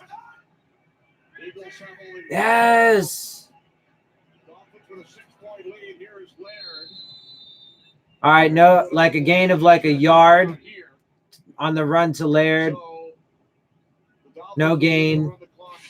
So that, and they take their timeout. Makes sense. Okay, come on, guys. We're almost there. Interception. But from then on, he went and found Devontae Parker, and Devontae Parker has gone all day long. See, yeah, Devontae Parker has dominated this game. Legit dominated. And Gesicki doing some of the things that we brought him in for. The bearded one.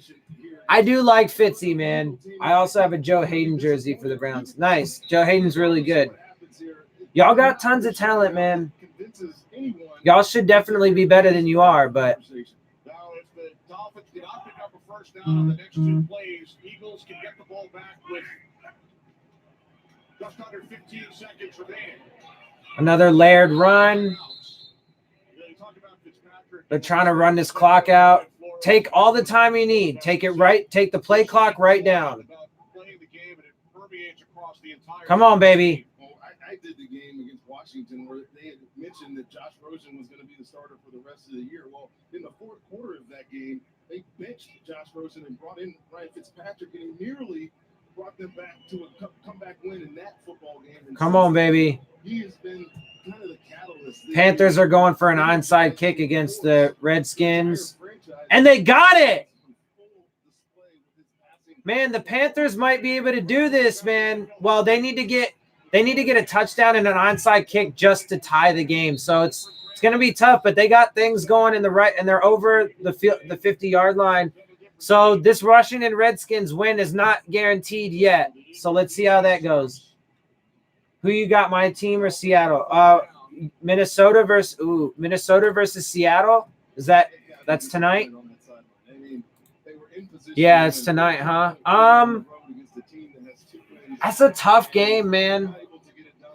But Russell Wilson and them Seahawks are they're doing some good things, man.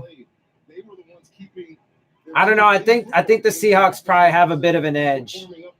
But I don't know, honestly. I don't oh, Monday night? I might watch it then. Because Monday's my day off, so I might watch that game. I might, if it's on Monday night. Yeah, I might watch that game because I don't know enough about the two teams. I will see. Yeah, I mean, it should be a good game. You know, maybe it'll come down to the wire and fucking. Oh, CMC dropped it, bruh. That's a damaging drop. Because that could have been not just a first down, but a huge gain. It was a first down play, but still. No, they need a touchdown 2-point because it's. Yeah, I know. That's why I said they need a touchdown and a 2-point conversion just to tie it. So let's see. I mean, they're on the Redskins' 35-yard line. It's certainly doable. They still got 3 timeouts. They need to call a timeout right now. Timeout. Miami, they're third and final. This will be a 30-second timeout. I don't know. Why did we take a timeout, though? For what? They start the season 0-7, but he said flat out, we're trying to win every game. Absolutely. You can put the tanking talk to bed. Really. No, I said that they just did an onside kick and they got it. Am I gonna? I don't know. I don't know. I mean, we'll see. I don't know.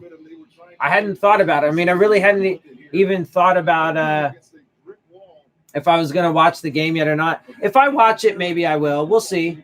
I might do that. Might consider that. Ooh!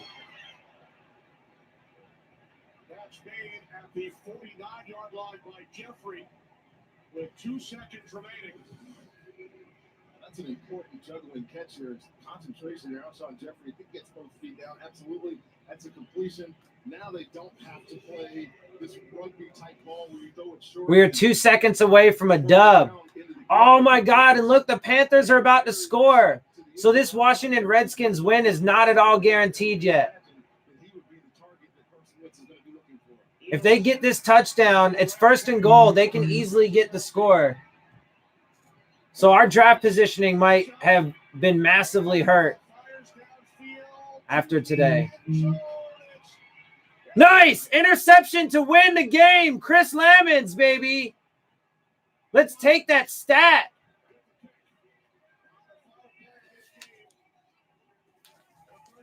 Yes! Fuck yeah!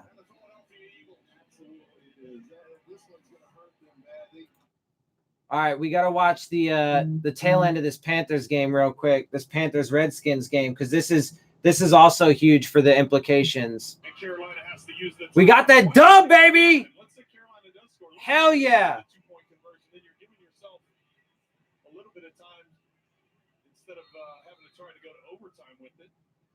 Oh fuck! I'm so pumped. 2nd and goal. Come on, Redskins. Can you get a stop or not?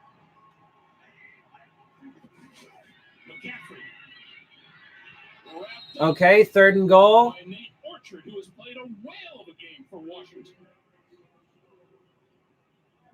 They got 2 more attempts. And Carolina uses its 3rd and final. And they just used their last timeout. Well, that's interesting. You had it on the 1-yard line. Now Good win. Yeah, fuck yeah. Yeah, so I'm gonna keep streaming until the end of this Panthers game. It's almost over because I want to see how that turns out. Let's see if we can get an update on this tankathon though. Yep.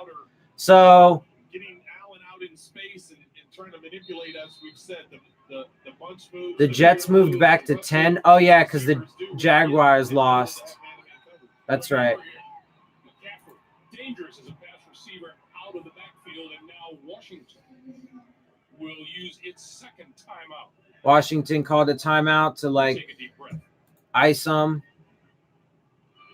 Man, there's going to be a lot of really good stuff to talk about. And so pumped, man. That's awesome. Like, I'm definitely, like I said, so tomorrow I'll do my, tomorrow's my day off from work or whatever. So tomorrow I'll do my post-game analysis video. I'm going to, rewatch the game so that way, I'll take notes and I'll get everything together I want to say, and then I'll make that. So look out for that. All right, here we go. 3rd and goal, Panthers. Can these Redskins get a couple more stops? There's one. One more stop. 27 seconds left to go. They got 1 play to do it in. If they can get a touchdown here, it's 4th and goal. If they can get a touchdown here, then they'll bring it within 2 points. Then they need a 2-point conversion to tie it. The Redskins need to hold off, man. A Washington team looking for its 2nd straight win and 3rd of the season. There goes McCaffrey in motion to the far side. Allen. Dancing. Looking. Under pressure. Going the wrong way. Lost the football. Washington has it. Turnover. Sack and a turnover. Yeah. He tried to do way too much there. But there's a flag. Can't say enough about Greg Manowski and his defense. Washington responded all day. Looks like the Skins should come away with this win, though. It really doesn't matter who recovered. Yeah. All right, so Washington is going to get that W. Let's see. Update it, though? No.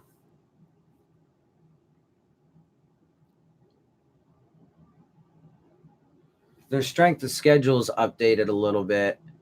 I want this. I'm waiting for this. Yeah, Washington won. Yeah, I'm just waiting for the I want the tankathon to update so I can get an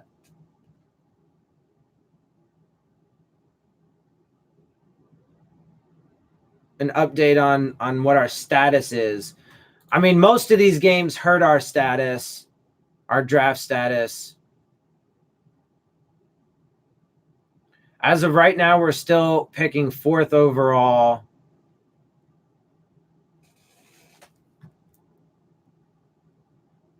Of course, we also have to worry about like NFC teams like the Falcons. They're 3-9, right now, right? Tied with us. The Broncos are 3-8 right now. So, I mean, like, we do have other teams as well in the NFC that could hurt our draft position. It's not just AFC teams. I wish the Panthers would have got it. The game, and it says the Panthers. No, yeah, it's over. That game's done. I mean, I think there might still be, some official time or whatever, but that game's done. It was a massive loss of yardage, a fumble, which is most likely recovered by Washington. Update, man. Update.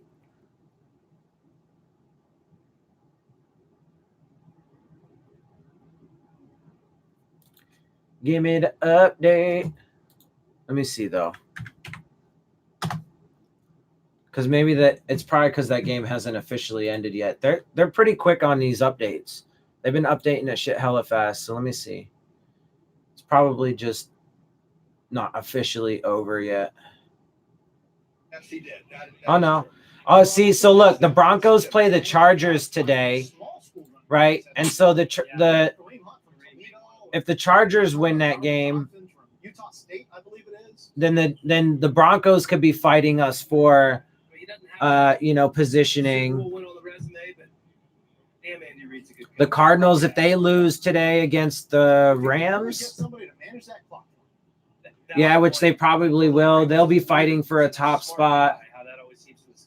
So there's still games today that could, determine positioning that could hurt us. But yeah, okay, so they did just update it. So as it is right now, I mean, Arizona is playing right now against the Rams, and the Chargers and Broncos are playing. Those could have implications on draft order. No, Washington can still win division. That how bad that? Yeah, I mean, you never know. I seriously doubt it, but you never know. 4 games left, the 3 games back. Not saying we're not. Yeah, I mean, it could. Kansas City in there, right? Yeah. I mean, that doesn't really have any implications though for our playoff positioning. Not likely anyway. I mean, the Raiders, will probably lose to the Chiefs, but as of right now, before the midday and late day games, Cincinnati is picking number 1. The Giants are picking number 2. The Skins are still at number 3. We're still at number 4, even with both of us winning. The Falcons are at 5. Denver at 6. Detroit at 7. Arizona at 8. Jacksonville at 9, and the Jets are at 10 to round out the top 10. So we'll see, man. As a Cowboys fan, thank you. You're welcome. I don't know what for, but you're welcome. So yeah, man, I mean, we'll still see how it plays out. I do think that there is still substantial possibility that we drop out of the top 5. I mean, like, again, especially because if we beat the Jets, next week, then the Jets could potentially jump us, right? Because then we would both be, if we beat the Jets, that'll drop them to 4-9.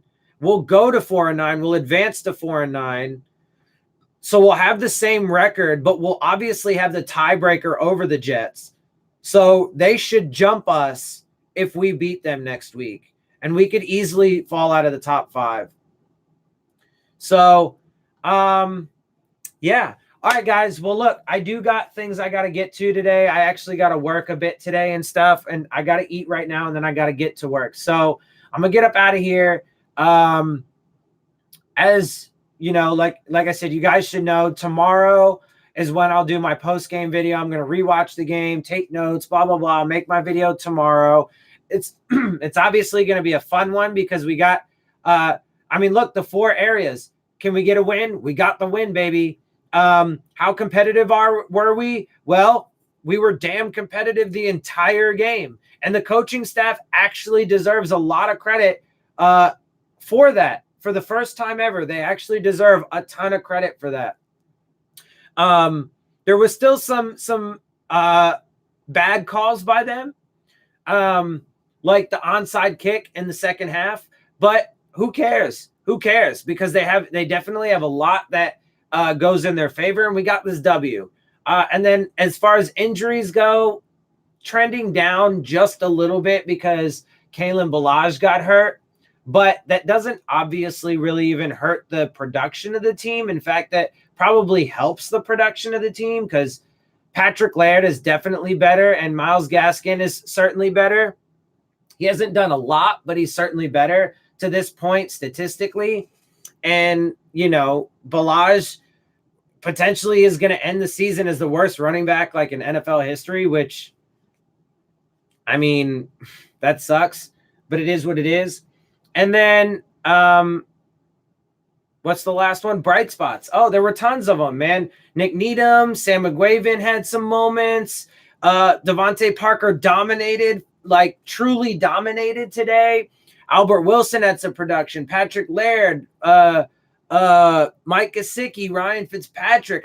There's tons of them. There's a bunch of bright spots today.